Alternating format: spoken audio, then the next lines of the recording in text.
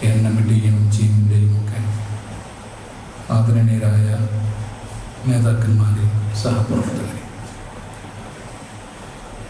ഒരു നിശാ ക്യാമ്പിൻ്റെ ആവശ്യകതയെപ്പറ്റി ആമുഖഭാഷണത്തിലും മണ്ഡലം സെക്രട്ടറി സൂചിപ്പിച്ചു. ശനിയാഴ്ച രാത്രി വച്ചെങ്കിലാണ് തൊട്ടടുത്ത ദിവസം ഞായറാഴ്ച റെസ്റ്റ് എടുക്കാൻ സാധിക്കുള്ളൂ.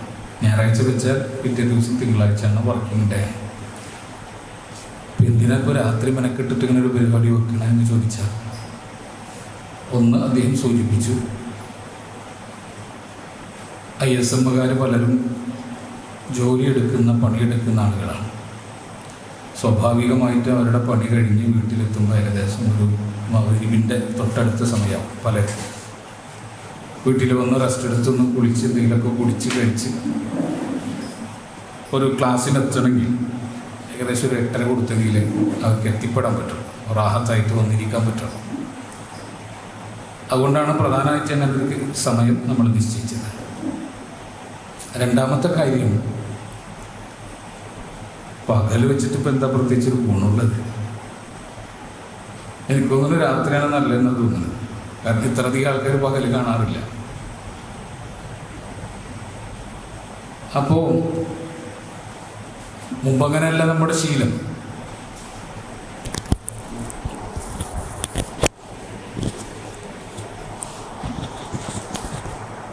മുമ്പ് ഏത് സമയത്ത് ക്യാമ്പും ക്ലാസ്സും ഒക്കെ വെച്ച് കഴിഞ്ഞാലും സജീവമായിട്ട് നമ്മുടെ പ്രവർത്തകരുണ്ടാവാറുണ്ട്. അങ്ങനെ ഉണ്ടാവുന്നത് കൊണ്ട് ഒരുപാട് കാര്യങ്ങൾ പഠിക്കുകയും ഒരുപാട് കാര്യങ്ങൾ മനസ്സിലാക്കുകയും ദഅ്വാ രംഗത്ത് സജീവമായി നിലനിൽക്കാൻ പ്രേരകമാകുകയും ചെയ്യുന്ന അവസ്ഥ നിരന്തരമായ ക്ലാസ്സും ക്യാമ്പും ഒക്കെ കൊണ്ട് സംഭവിക്കാറുണ്ട്. പക്ഷേ ഇപ്പോൾ കുറച്ച് കാലമായിട്ട് നമ്മൾ നിരന്തരമായ ഒരു ക്ലാസ് ഒരു ഫിസിക്കലി അറ്റൻഡ് ആവുക എന്നുള്ളത്, വന്ന് പങ്കെടുക്കുക എന്നുള്ളത്, അതിൽ കുറേ വീഴ്ചകൾ വന്നു. ആ വീഴ്ചകൾ സ്വാഭാവികമായിട്ടും ദഅ്വാ രംഗത്ത് നമ്മുടെ സാന്നിധ്യവും സാമീപ്യവും ഒക്കെ വലിയ പ്രതിസന്ധി സൃഷ്ടിക്കുന്ന അവസ്ഥയിലേക്ക് പോയിക്കൊണ്ടിരിക്കുക. നമ്മളിങ്ങനെ പോയാൽ പോരാ, ആയാൽ പോരാ. കാരണം ലോകം ധാർമ്മിക വിരുദ്ധമായ ഒരു അന്തരീക്ഷത്തിലേക്ക് അനുനിമിഷം പാഞ്ഞുകൊണ്ടിരിക്കുകയാണ്. സദാചാര മൂല്യങ്ങളെ തകർത്തുകൊണ്ട് ലോകം സഞ്ചരിച്ചു കൊണ്ടിരിക്കുകയാണ്. ഇവിടെ നമ്മൾ മാറി നിന്നാൽ പോരെ എന്ന് നമ്മൾ വിചാരിക്കും. പക്ഷേ നമ്മൾ മാറി നിന്നാൽ മതിയോ? ഞാൻ നിങ്ങളോടൊരു കാര്യം ചോദിക്കട്ടെ, പുതിയ തലമുറയുടെ ജീവിത സാഹചര്യങ്ങൾ ഏതാണ്? നമ്മൾ ജീവിച്ച ജീവിത സാഹചര്യം ഇതാണ്. ഇപ്പം എനിക്കൊരു 44 വയസ്സായി. എന്നെക്കാൾ നല്ല മുതിർന്ന പ്രായമുള്ള ജീവിത അനുഭവമുള്ള പരിചയമുള്ള ആളുകൾ ഇവിടെ ഉണ്ട്. ഏതായാലും 44 വയസ്സെന്ന് പറഞ്ഞാൽ ഒരു 1900-ത്തെ ഒരു കിഡായിരുന്നു ഞാൻ ലൈക്കണ. അന്ന് എനിക്ക് ധാർമ്മിക മൂല്യങ്ങൾ പറഞ്ഞു തന്നത്, എന്നെ സദാചാരപരമായി ഗൈഡൻസ് ചെയ്തത് ഇപ്പോൾ ഈ ഇരിക്കുന്ന തലനരച്ച കാരണന്മാരാണ്. അന്ന് എനിക്കൊരു 10 വയസ്സ് 11 വയസ്സ് ആ കാലഘട്ടം എനിക്ക് എൻ്റെ ടീനേജുകളൊക്കെ കൂടെ കടന്നു പോകുന്ന സമയമാണ്. അപ്പോൾ എന്നെ ധാർമ്മികമായിട്ട് വളർത്തിയത് ഈ പ്രായക്കാരായ എൻ്റെ കാരണവന്മാരാണ്. സ്വാഭാവികമായിട്ടും അവരുടെ സ്വാധീനം എന്ത് ചെയ്തിട്ടുണ്ട്? എന്നെ സ്വാധീനിച്ചിട്ടുണ്ട്. അവരെന്തൊക്കെയാണോ മ്ലേച്ഛവൃത്തി എന്ന് വിചാരിച്ചത്, അതൊക്കെ തന്നെയാണ് ഞാനും മ്ലേച്ഛവൃത്തി എന്ന് വിചാരിക്കുന്നത്. അവരെന്തൊക്കെയാണ് പാടില്ലാത്തത്, തെറ്റ് എന്ന് പറഞ്ഞോ, അതൊക്കെ തെറ്റായിട്ട് തന്നെ എൻ്റെ മനസ്സിൽ കിടക്കുന്നുണ്ട്. ഞാനത് പ്രവർത്തിച്ചാൽ പോലും എൻ്റെ മനസ്സിലൊരു കുറ്റബോധം ഉണ്ടാക്കുന്നുണ്ട്. എന്തുകൊണ്ടാണെന്ന് വെച്ചാൽ ഈ കാരണന്മാർ എനിക്ക് പറഞ്ഞു തന്നിട്ടുണ്ട് അത് പാപമാണ്, തെറ്റാണെന്ന്. അതെൻ്റെ മനസ്സിൽ സ്ഥാപിക്കപ്പെട്ടിട്ടുണ്ട്. അതുകൊണ്ട് തന്നെ ഇനി സംഭവിച്ചു പോയാൽ തന്നെ എന്താണ്, എൻ്റെ മനസ്സിലൊരു വേദനയുണ്ട്. ഞാൻ അതിൽ ട്രാപ്പിൽ ഞാൻ അങ്ങോട്ട് പെട്ടുപോല. അതിൻ്റെ നീരാളിപ്പിടുത്തെന്ന് പറയുന്നത് അതിൽ ഞാൻ പെട്ടുപോകില്ല. കാരണം എപ്പോഴും കുറ്റബോധം എൻ്റെ മനസ്സിലുണ്ടായിക്കൊണ്ടിരിക്കും. ഇനി പുതിയ കാലത്തെ തലമുറനെ അവർ ജീവിക്കുന്ന സാഹചര്യമാണ്. അവരെ ഗൈഡൻസ് ചെയ്യുന്നത് ആരാണ്? 10 വയസ്സ് വേണ്ട, 10 പിടിക്കണ്ട, 8 വയസ്സ് മുതൽ 21 വയസ്സ് വരെ പ്രായമുള്ള മക്കളുള്ള എത്ര മാതാപിതാക്കളുണ്ട്? ഒന്ന് കൈപൊക്കി. 8 വയസ്സ് മുതൽ ഒരു 21 വയസ്സിൻ്റെ ഇടയിൽ പ്രായമുള്ള മക്കളുള്ള മാതാപിതാക്കൾ. എന്താ പെണ്ണുങ്ങൾക്കൊന്നുമില്ലേ? ഞാൻ വിചാരിച്ചത് എന്താണ്, ആണുങ്ങൾക്ക് മാത്രം മക്കൾ. അപ്പോൾ ഞാൻ ചോദിക്കട്ടെ, നിങ്ങൾ അവരെ ഗൈഡ് ചെയ്യണില്ലേ? എന്താ പറയുക, ഗൈഡ് ചെയ്യുന്നത് എന്താ പറയുക മലയാളത്തിൽ? ഒരു വഴി നടത്തുന്നുണ്ടല്ലോ അല്ലേ? ഓരോന്ന് പറഞ്ഞപ്പോൾ കൊടുക്കാറുണ്ടല്ലോ, പാടില്ല പാടുണ്ട് ഇങ്ങനെയൊക്കെ പറയാറുണ്ടല്ലോ അല്ലേ? എനിക്ക് മൂപ്പര് ഇവരൊക്കെ എടുത്ത ഈ ഇത്തിരി നരച്ച ആൾക്കാർ, ഇവർ മാത്രമേ എനിക്ക് ഗൈഡൻസ് നൽകാൻ ഉണ്ടായിട്ടുള്ളൂ കേട്ടോ. എൻ്റെ ചെറുപ്പത്തിൽ, ഇർഫാൻ്റെ ചെറുപ്പത്തിൽ അങ്ങനെ തന്നെ ആയിരിക്കുമല്ലോ അല്ലേ? ഈ പറഞ്ഞ ആൾക്കാരൊക്കെ തന്നെ അല്ലേ ഉണ്ടായിട്ടുള്ളൂ? ശരി, വേറൊരു എനിക്കൊരു സോഴ്സ് ഇല്ല കേട്ടോ എന്നെ ഗൈഡൻസ് ചെയ്യാൻ. ഈ ആൾക്കാരാണ്. ഇവർ നല്ലവരായെങ്കിൽ ഞാൻ നന്നാവും, ഇവർ ചീത്തയായെങ്കിൽ ഞാൻ ചീത്താവും. അതാണ് എനിക്ക് മുമ്പിലുള്ള പ്രതിസന്ധി. ശരി, നിങ്ങളെ മക്കൾക്ക് മുമ്പിൽ ഗൈഡൻസ് നൽകാൻ നിങ്ങൾ മാത്രമാണ്. നിങ്ങളുടെ മക്കളെ ഗൈഡൻസ് ചെയ്യുന്നത് നിങ്ങൾ മാത്രമുള്ളൂ ആണെന്ന് അഭിപ്രായമുള്ളവരെന്ന് കൈപ്പൊക്കെ. വേറെ എന്തെങ്കിലും ഗൈഡൻസ് കിട്ടുന്നുണ്ടോ അവർക്ക് പുറത്തുനിന്ന്? അവരെ സ്വാധീനിക്കുന്ന എന്തെങ്കിലും ഇടപെടൽ നടക്കുന്നുണ്ടോ പുറത്തുനിന്ന്? ഉണ്ടോ? ഈ സാധനത്തിന്റെ പേരെന്തെന്നാ? മൊബൈൽ അല്ലേ? ഇത് ലോകമായിട്ട് കണക്ട് ചെയ്യുന്ന ഒരു സാധനമുണ്ട്, അതിന്റെ പേരെന്തെന്നാ? ഇന്റർനെറ്റ് എന്ന് പറയും. അപ്പൊ ഇന്റർനെറ്റും ആരെ ഗൈഡ് ചെയ്യുന്നുണ്ട്? എന്നെ ഗൈഡ് ചെയ്തിട്ടില്ല, കാരണം അന്ന് ഞാൻ കണ്ടിട്ടില്ല ഈ സാധനം. പക്ഷെ നമ്മളെ മക്കൾ എന്ത് ചെയ്യുന്നുണ്ട്? ഗൈഡ് ചെയ്യുന്നുണ്ട്. ഇവനെ ഗൈഡ് ചെയ്യുന്നുണ്ട് അല്ലേ? ഇവനെ ഗൈഡ് ചെയ്യുന്നുണ്ട്. ഒരുപക്ഷെ അവനെ ഗൈഡ് ചെയ്ത് തുടങ്ങിയിട്ടുണ്ടാവും. ഇനി കുറച്ചും കൂടെ പ്രായമാകുമ്പോൾ അവനെ ഗൈഡ് ചെയ്ത് തുടങ്ങും. നിങ്ങളുടെ കയ്യിൽ മൊബൈൽ ഇൻ്റർനെറ്റ് കണക്ഷൻ ഉള്ളവർ, AI ടൂൾസ് ഉള്ളവരൊന്ന് കൈപ്പൊക്കെ. AI ടൂൾ ഉള്ളവർ, ജെമിനിയോ ChatGPT ഉള്ളവരൊന്ന് കൈപ്പൊക്കെ. ഒന്ന് ശരിക്കും പൊക്കെ. ഞാൻ ഒന്ന് പറയുന്നത് ഒന്ന് നിങ്ങൾ ടൈപ്പ് ചെയ്യൂ. ഞാൻ പറയുന്നത് സ്വവർഗരതി നിങ്ങൾ ടൈപ്പ് ചെയ്യും. നിങ്ങൾക്ക് എന്താ ഉത്തരം കിട്ടണമെന്ന് അറിയാനാണ്. ടൈപ്പ് ചെയ്തോ. AI ടൂൾ ഉപയോഗിച്ച് ടൈപ്പ് ചെയ്യും. നിങ്ങൾ ഉത്തരം വേണം എനിക്ക്, അതിനാണ് ഞാൻ ചോദിക്കുന്നത്. കൈപ്പൊക്കിലും ടൈപ്പ് ചെയ്തോ. സ്വവർഗരതി ലൈംഗിക വൈകൃതമാണോ ചോദിക്കും. AIനോട് ചോദിക്കും, സ്വവർഗരതി ലൈംഗിക വൈകൃതമാണോ ചോദിച്ചാ? കൈപ്പൊക്കെ എല്ലാവരും ചെയ്യുന്നില്ല എന്ന് തോന്നുന്നു. ചെയ്യുന്നില്ലേ? എന്താ ഉത്തരം കിട്ടിയ? ഓരോരുത്തരൊന്ന് പറഞ്ഞേ, എന്താ ഉത്തരം കിട്ടിയത്? സ്വവർഗരതി ലൈംഗിക വൈകൃതമാണോ? എന്താ ഉത്തരം കിട്ടിയത്?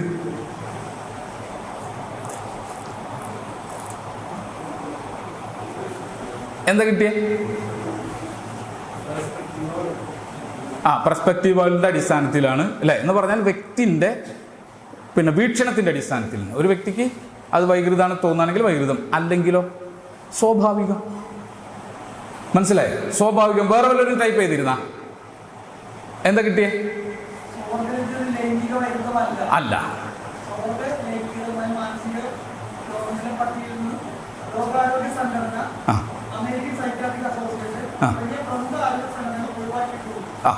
മനോരോഗമല്ല, വൈകൃതമല്ല എന്നത് WHO അതുപോലെ തന്നെ പ്രമുഖ സൈക്കാട്രിക് വേൾഡ് ഓർഗനൈസേഷൻസ് ഒക്കെ അത് ഒഴിവാക്കിയിട്ടുണ്ട്. സ്വർഗ അനുരാഗം എന്തെല്ലാം ഒരു വൈകൃതം അല്ല. എന്നോ AI ടൂളിനോട് നിങ്ങൾ ചോദിച്ചോളൂ. AI ടൂൾ നിങ്ങളെ പഠിപ്പിക്കും സ്വവർഗരതി ലൈംഗിക വൈകൃതമല്ല. ജെമിനി ആയാലും ChatGPT ആയാലും പിന്നെന്തൊക്കെ ഉണ്ടോ അതൊക്കെ ആയാലും നിങ്ങളെ പഠിപ്പിക്കും. എന്ന് പറഞ്ഞാൽ നിങ്ങളെ മക്കളെ പഠിപ്പിക്കും. ഇതെന്തല്ല, ഇത് ഒരിക്കലും ലൈംഗിക വൈകൃതമല്ല എന്ന് പഠിപ്പിക്കും. ഈ കാലത്താണ് ആര് ജീവിക്കുന്നത്? നമ്മളും നമ്മുടെ മക്കളും ജീവിക്കുന്നത്. നമ്മുടെ മക്കൾ എങ്ങനെയാണ് പരിണമിക്കാൻ പോകുന്നത് എന്നതിനെ പറ്റിയിട്ട് നിങ്ങൾക്കൊരു ചിത്രം കിട്ടാനാണ് ഞാനിത് പറഞ്ഞത്. കാരണം പുതിയ തലമുറയിൽ തൻ്റെ പ്രശ്നങ്ങൾ, അന്വേഷണങ്ങൾ, ചോദ്യങ്ങൾ, സംശയങ്ങൾ, അതിന് എനിക്ക് പ്രവേശിക്കാനുള്ള ഏറ്റവും പ്രധാനപ്പെട്ട സോഴ്സ് ഏതാണ്? ഒരു ന്യൂജൻ ഒന്ന് പറഞ്ഞേ, നിങ്ങളൊന്ന് പറഞ്ഞു. ആ, നിങ്ങൾ ബാക്കിൽ ന്യൂജൻ എത്ര വയസ്സായി? 24. ആ, പക്ക പ്രായമാണ്. നിങ്ങൾക്ക് എത്ര വയസ്സായി? 18. ഏതാണ് നല്ല സോഴ്സ്? ഒരു സംശയമുണ്ട്, ചോദിക്കാൻ, അന്വേഷിക്കാൻ. ഏതാ? സ്വാഭാവികമായിട്ട് ഇൻ്റർനെറ്റ് യൂസ് ചെയ്യലല്ലേ? അതിനേക്കാൾ മികച്ച ഒരു വേറെ സ്ഥലമുണ്ടോ? ഇല്ലല്ലോ. ഇൻ്റർനെറ്റ് യൂസ് ചെയ്യുക, അതാണ് ഏറ്റവും പ്രധാനം. എന്ന് പറഞ്ഞാൽ നമ്മുടെ മക്കളുടെ ജീവിതത്തെ ഗൗരവമായി സ്വാധീനിക്കുന്ന ഒന്നായിട്ട് ഇൻ്റർനെറ്റ് മാറിയിട്ടുണ്ട്. അവർക്കൊരു സംശയം ഉണ്ടെങ്കിൽ അവർ ഇൻ്റർനെറ്റിനോട് ചോദിക്കും. അവർക്ക് എന്തെങ്കിലും വിഷയത്തെ അറിയണമെങ്കിൽ അവരാദ്യം തന്നെ ഒന്നുമില്ലെങ്കിൽ ഗൂഗിൾ ചെയ്ത് നോക്കും, അല്ലെങ്കിൽ ജെമിനി എടുത്തു നോക്കും, അല്ലെങ്കിൽ ChatGPT എടുത്തു നോക്കും. ഇങ്ങനെ നോക്കിയിട്ടാണ് നമ്മുടെ മക്കൾ വളർന്നുകൊണ്ടിരിക്കുന്നത്. ആ സ്ഥലത്തിനെ പറ്റിയിട്ടാണ് ഇപ്പോൾ മൂപ്പര് പറഞ്ഞത് അത് ഒരു ലൈംഗിക വൈകൃതമല്ല എന്ന് പഠിപ്പിക്കാം. ഇനി ബാക്കി എന്തൊക്കെ പഠിപ്പിക്കും? മൃഗരതി, ബെസ്റ്റാലിറ്റി എന്ന് പറയുമല്ലോ നമ്മൾ, മൃഗരതി, മൃഗവുമായിട്ട് ലൈംഗിക ബന്ധത്തിൽ ഏർപ്പെടാം. നായേറ്റും പട്ടിയേറ്റൊക്കെ ലൈംഗിക ബന്ധത്തിൽ ഏർപ്പെടാം. അതിനെ പറ്റിയിട്ട് ഒരു 5 വർഷം കഴിഞ്ഞാൽ ഞാനും മൂപ്പരും ജീവിച്ചിരിക്കുന്നുണ്ടെങ്കിൽ നമ്മൾ ഇതുപോലെ പറയും, ഏറ്റവും ഒന്ന് അടിച്ചു നോക്കാൻ പറയും. അപ്പോൾ മൂപ്പര് അടിച്ചു നോക്കും. അപ്പോൾ മൂപ്പര് എന്നിട്ട് ഇതേ മറുപടി പറയും, അതെന്തല്ല, ലൈംഗിക വൈകൃതമല്ല. ശരി, ഇനി പീഡോഫീലിയ, ശിശുകാമം, ചെറിയ കുട്ടി, പ്രായപൂർത്തിയാത്ത കുഞ്ഞു കുട്ടി ഉണ്ടല്ലോ, കുഞ്ഞു കുട്ടിയുമായിട്ട് രമിക്കുന്നതിനെ പറ്റിയിട്ട് ഇപ്പോൾ എന്ത് പറയും? ഇപ്പോൾ പറയും അത് പാടില്ല, നിയമവിരുദ്ധമാണ് എന്ന് പറയും. 10-15 കൊല്ലം കഴിഞ്ഞാൽ പറയും അത് അഭിരുചിയാണ്, ഓരോരുത്തരുടെ പെർസ്പെക്റ്റീവിൽ അത് ആസ്വദിക്കാം, പാപാണെന്ന് പറയാം. ഇങ്ങനെ അത് പറയും. ഈ കാലഘട്ടത്തിലേക്ക് ഇങ്ങനെ സഞ്ചരിച്ചു കൊണ്ടിരിക്കുകയാണ്. എല്ലാ വൃത്തികേടുകളും ഹലാലാക്കാൻ പോകുന്നു. എല്ലാ തിന്മകളും സ്വാഭാവികമായ ഹ്യൂമൻ റൈറ്റ്സ് ആണ്, മനുഷ്യാവകാശമാണ് എന്ന് പറയുന്ന കാലഘട്ടത്തിലേക്ക് ഫാസ്റ്റായിട്ട് സഞ്ചരിച്ചു കൊണ്ടിരിക്കുകയാണ് ലോകം. ഈ ദഅവാ പ്രവർത്തനങ്ങളല്ലാതെ ഇതിനൊരു തടയിടാൻ വേറൊന്നിനും സാധ്യമല്ല. രോഗത്തെ പറ്റിയിട്ടാണോ നിങ്ങൾ പേടിപ്പിക്കണേ? എയ്ഡ്സ് വരുന്നാണോ നിങ്ങൾ പറയുന്നത്? HIV തുടക്കത്തിൽ തന്നെ പരിശോധിച്ച് കണ്ടെത്തിയാൽ മരുന്ന് കഴിച്ചിട്ട് ഇങ്ങനെ മുന്നോട്ട് പോകാവുന്ന ഒരു രോഗമായിട്ട് HIV മാറിയിട്ടുണ്ട്. ഇനി HIV വരാതിരിക്കാൻ വേണ്ടിയിട്ട് പല പ്രിപ്പറേഷൻസും നമ്മളെ ലോകം പഠിപ്പിച്ചു തന്നിട്ടുണ്ട്. മുൻകരുതലുകൾ എന്തൊക്കെ എടുക്കണം, പ്രിക്കോഷൻസ് ഒക്കെ എന്തൊക്കെ വേണം, അതൊക്കെ ആര് പഠിപ്പിച്ചു തന്നിട്ടുണ്ട്? ലോകം, ശാസ്ത്രം നമ്മളെ പഠിപ്പിച്ചു തന്നെ. അതുകൊണ്ടൊന്നും മനുഷ്യൻ ഒതുങ്ങാൻ പോകുന്നില്ല, അടങ്ങാൻ പോകുന്നില്ല, നേരെ ചൊവ്വെ നിലകൊള്ളാൻ പോകുന്നില്ല. മറിച്ച് പടച്ചവനെ പറ്റിയിട്ടുള്ള ബോധം ഒരാളുടെ മനസ്സിലേക്ക് വരുമ്പോഴാണ് ആരും കാണാത്ത സമയത്തും ആരും അറിയാത്ത സമയത്തും അള്ളാഹു കാണുമെന്ന ബോധത്തോടെ പേടിക്കാൻ സാധിക്കും. ആ ഒരു രൂപത്തിൽ നമ്മളെ മക്കളെ വളർത്തിയെടുക്കാൻ ഇനി ISM-ൻ്റെയും MSM-ൻ്റെയും സ്റ്റുഡൻസ് വിങ്ങിൻ്റെയും കീഴിൽ നമ്മുടെ തൃശ്ശൂർ ജില്ലയിൽ നിരന്തരമായ പ്രവർത്തനങ്ങൾ നടക്കണം. ചെറിയ പ്രവർത്തനമൊന്നും പോരാ. കാരണം ഇത് വലിയ ദേഹേച്ഛയുമായിട്ടുള്ള മത്സരമാണ്, ദേഹേച്ഛയുമായിട്ടുള്ള യുദ്ധമാണ്. ജിഹാദുൽ അക്ബറും ജിഹാദുൽ അസ്ഗർ, ഇങ്ങനെ 2 ജിഹാദ് ഉണ്ട് അല്ലേ? റസൂലുള്ളാഹിയുടെ ഹദീസുകളെ പഠനവിധേയമാക്കിയിട്ട് ഫുഖഹാക്കൾ പറഞ്ഞത് ജിഹാദുൽ അസ്ഗർ ഉണ്ട്, ജിഹാദുൽ അക്ബർ ഉണ്ട്. ജിഹാദുൽ അസ്ഗർ എന്ന് പറഞ്ഞാൽ എന്താ? ചെറിയ ജിഹാദ്. ജിഹാദുൽ അക്ബർ എന്ന് പറഞ്ഞാലോ വലിയ ജിഹാദ്. ചെറിയ ജിഹാദ് എന്ന് പറഞ്ഞാൽ എന്താ? ചെറിയ ജിഹാദ് എന്ന് പറഞ്ഞാൽ യുദ്ധം, വാളും തോക്കും ഒക്കെ എടുത്തിട്ട് മിലിറ്ററി ചെയ്യുന്ന ഏർപ്പാടുണ്ടല്ലോ, യുദ്ധം. അതിന് ചെറിയ ജിഹാദ് എന്നാണ് ഫുഖഹാക്കൾ വിശദീകരിച്ചത്. ജിഹാദുൽ അക്ബർ എന്ന് പറഞ്ഞത് ഏതാ? ശൈത്താനുമായിട്ട്, ദേഹേച്ഛയുമായിട്ട്, മനുഷ്യന്റെ തിന്മ ചെയ്യാനുള്ള പ്രേരണയുമായിട്ട് ഉള്ള സംഘട്ടനത്തിനാണ് ജിഹാദുൽ അക്ബർ എന്ന് പറഞ്ഞത്. എന്ന് പറഞ്ഞാൽ അതാണ് കഠിനം. യുദ്ധം ചെയ്യുന്നതിനേക്കാൾ കഠിനാണ്. എനിക്കിഷ്ടമുള്ള, എനിക്ക് ഹരമുള്ള, എനിക്ക് രസമുള്ള, അള്ളാഹുവിന് വെറുപ്പുള്ളൊന്ന് അത് മാറ്റിവെക്കുക എന്നത് വലിയ പാടാണ്. അവിടെ വലിയ ജിഹാദ് നടത്തണം. അത്രക്ക് പാട് യുദ്ധം ചെയ്യാനില്ല. യുദ്ധം ചെയ്യാൻ ധൈര്യവും സ്ഥൈര്യവും മതി. ഈമാനും ഉണ്ടായിക്കഴിഞ്ഞാൽ അള്ളാന്റെ മാർഗത്തിൽ യുദ്ധം ചെയ്യാം അല്ലെ? മരണം കൊതിച്ചിട്ട് യുദ്ധത്തിന് പോണ ആൾക്കാർ, അവരെ സംബന്ധിച്ചിട്ട് പിന്നെ വേറെ പ്രശ്നമില്ല. നമ്മൾക്ക് മരണം പേടിയായിട്ടാണ് നമുക്ക് യുദ്ധം എന്ന് പറയുമ്പോൾ ഭയങ്കര സംഭവമായിട്ട് തോന്നുന്നത്. യുദ്ധം എന്ന് പറഞ്ഞു കഴിഞ്ഞാൽ അത് യുദ്ധത്തിൻ്റെ മനസ്സ് മനുഷ്യന്റെ ഹൃദയത്തിലേക്ക് പ്രവേശിച്ചു കഴിഞ്ഞാൽ പിന്നെ ലോകത്ത് മനുഷ്യർ കാണിച്ചു തന്നിട്ടുണ്ട് യുദ്ധം അവർക്കൊരു പ്രശ്നമേ അല്ല. യുദ്ധം അവർക്കൊരു പ്രശ്നമേ അല്ല. മരണം അവർക്കൊരു പ്രശ്നമല്ല. മരണം എനിക്ക് വിഷയമില്ലാന്ന് തോന്നിയാൽ മതി. പിന്നെ യുദ്ധം ചെറുതാണ്. മരണം എനിക്ക് വലിയ പ്രശ്നമായതുകൊണ്ടാണ് യുദ്ധം എനിക്ക് സഹിക്കാൻ പറ്റാത്ത, ക്ഷമിക്കാൻ പറ്റാത്ത, നേരിടാൻ പറ്റാത്ത വലിയ വിപത്തായിട്ട് എനിക്ക് തോന്നണം. എന്തുകൊണ്ടാണ്?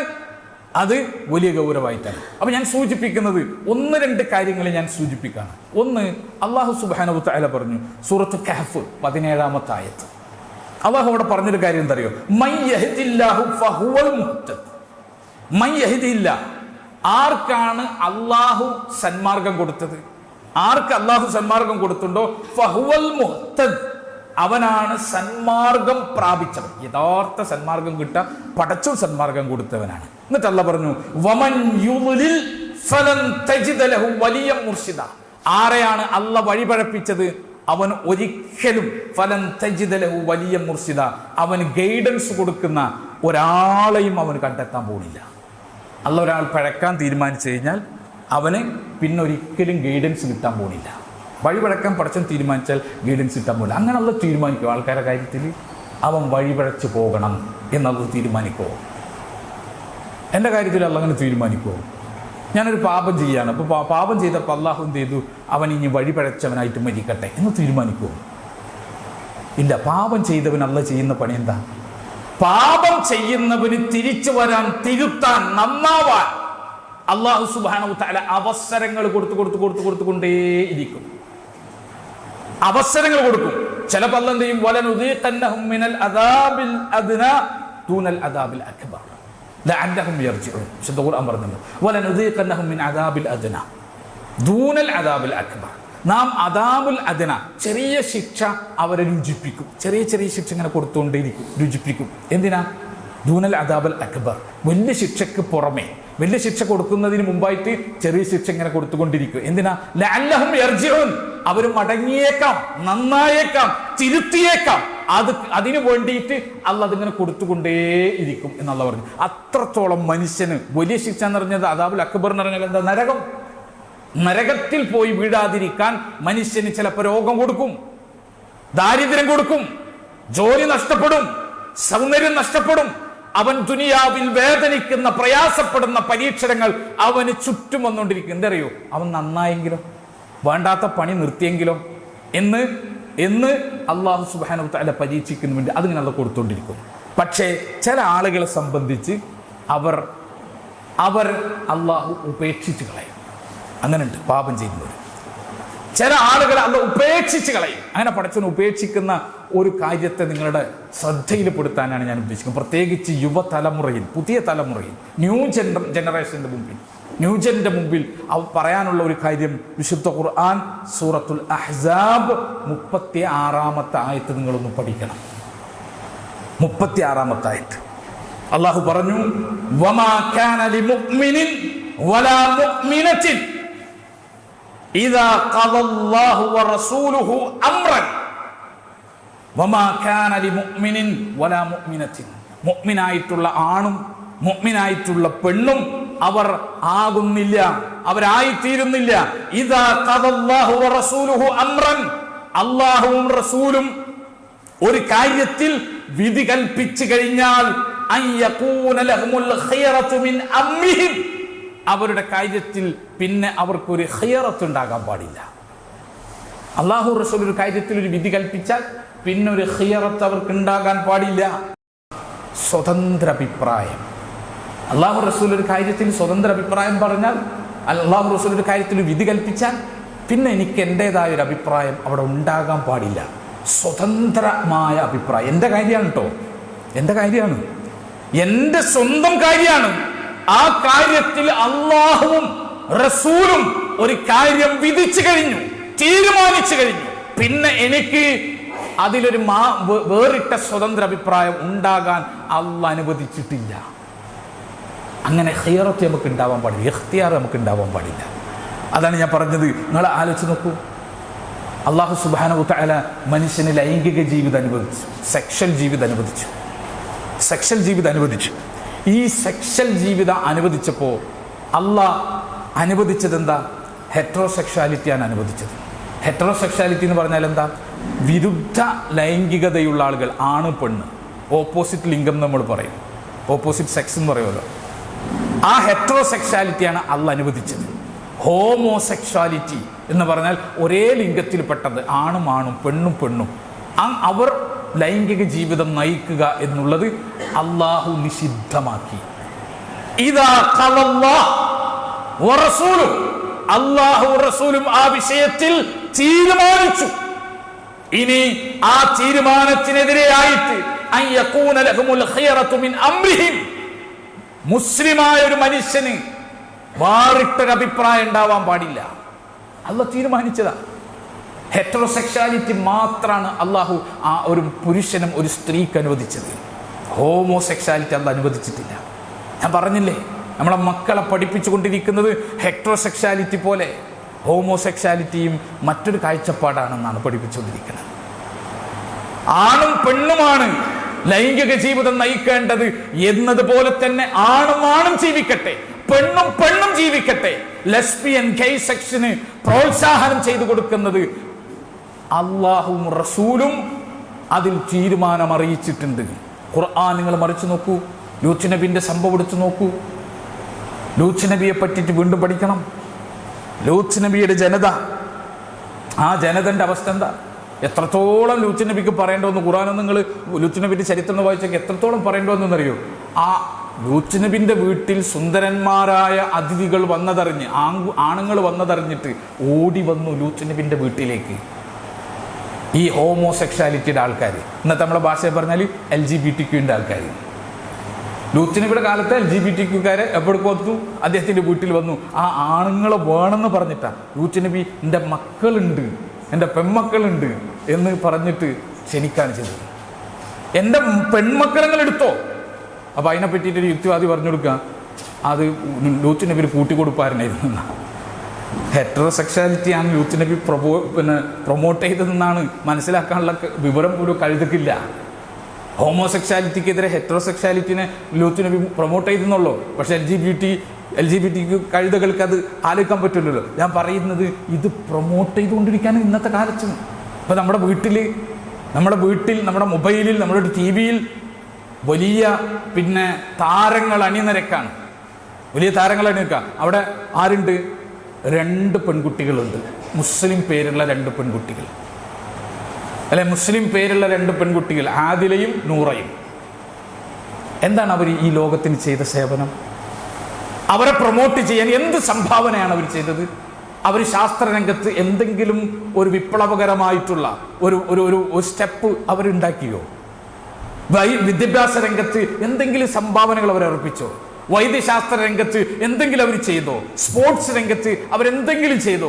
ആർട്സ് രംഗത്ത് എന്തെങ്കിലും ചെയ്തോ? എഴുത്തിന്റെ, സാഹിത്യത്തിന്റെ ഏതെങ്കിലും ഒരു മേഖലയിൽ എന്തെങ്കിലും ഒന്ന് ഈ സമൂഹത്തിന് വേണ്ടി അവർ ചെയ്തോ? ചെയ്തിട്ടില്ല. പക്ഷേ അവരാണ് നമുക്ക് മുമ്പിൽ റോൾ മോഡലായിട്ട് നമുക്ക് മുമ്പിൽ നിർത്തപ്പെട്ടിട്ടുള്ളത്. അവർ ചെയ്ത പണി എന്താ? അവർ ചെയ്തത് പെണ്ണും പെണ്ണും നിക്കാഹ് കഴിച്ചു. ലെസ്ബിയൻ സെക്സിനെ അവർ പ്രൊമോട്ട് ചെയ്തു. ആകെ ചെയ്ത അവരുടെ സംഭാവന മുസ്ലിം പെണ്ണെന്നെ ആയിരിക്കണം. കാരണം മുസ്ലിം പെൺകുട്ടികൾ ഇത് കാണണം. മുസ്ലിം പെൺകുട്ടികളുടെ മുൻപിൽ നിരന്തരമായിട്ട് കുടുംബജീവിതം അനാവശ്യമാണ്.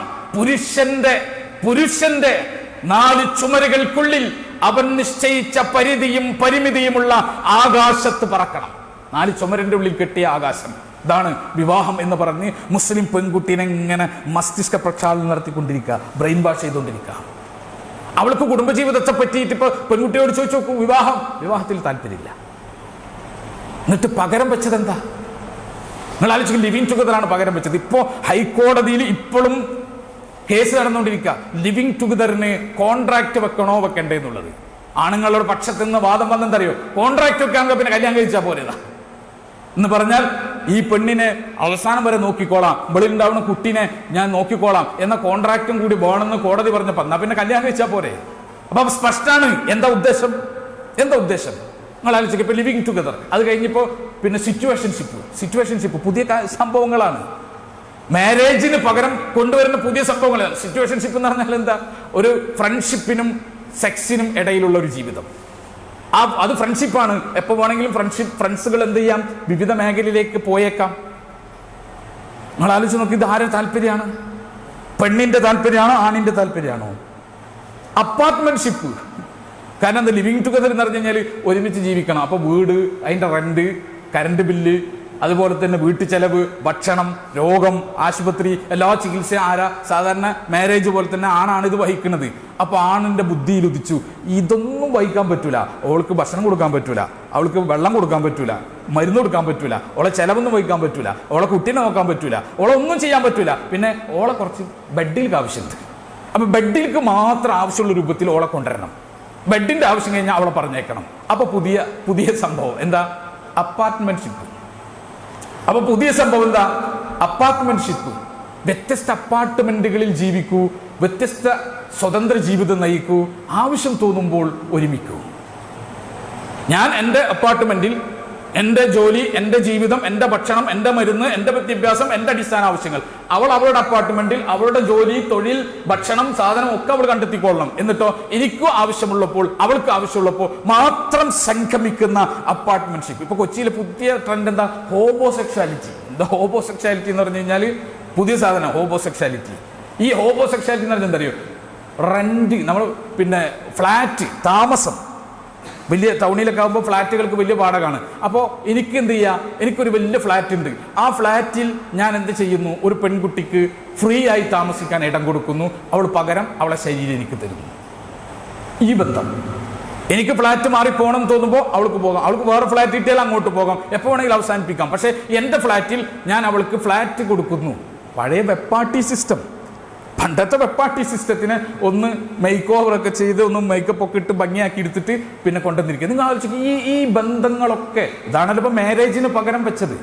മാരേജിന് പകരം കൊണ്ടുവരുന്നതാണല്ലോ. ഇതൊക്കെയാണ് പെണ്ണെ നിന്റെ സ്വാതന്ത്ര്യം.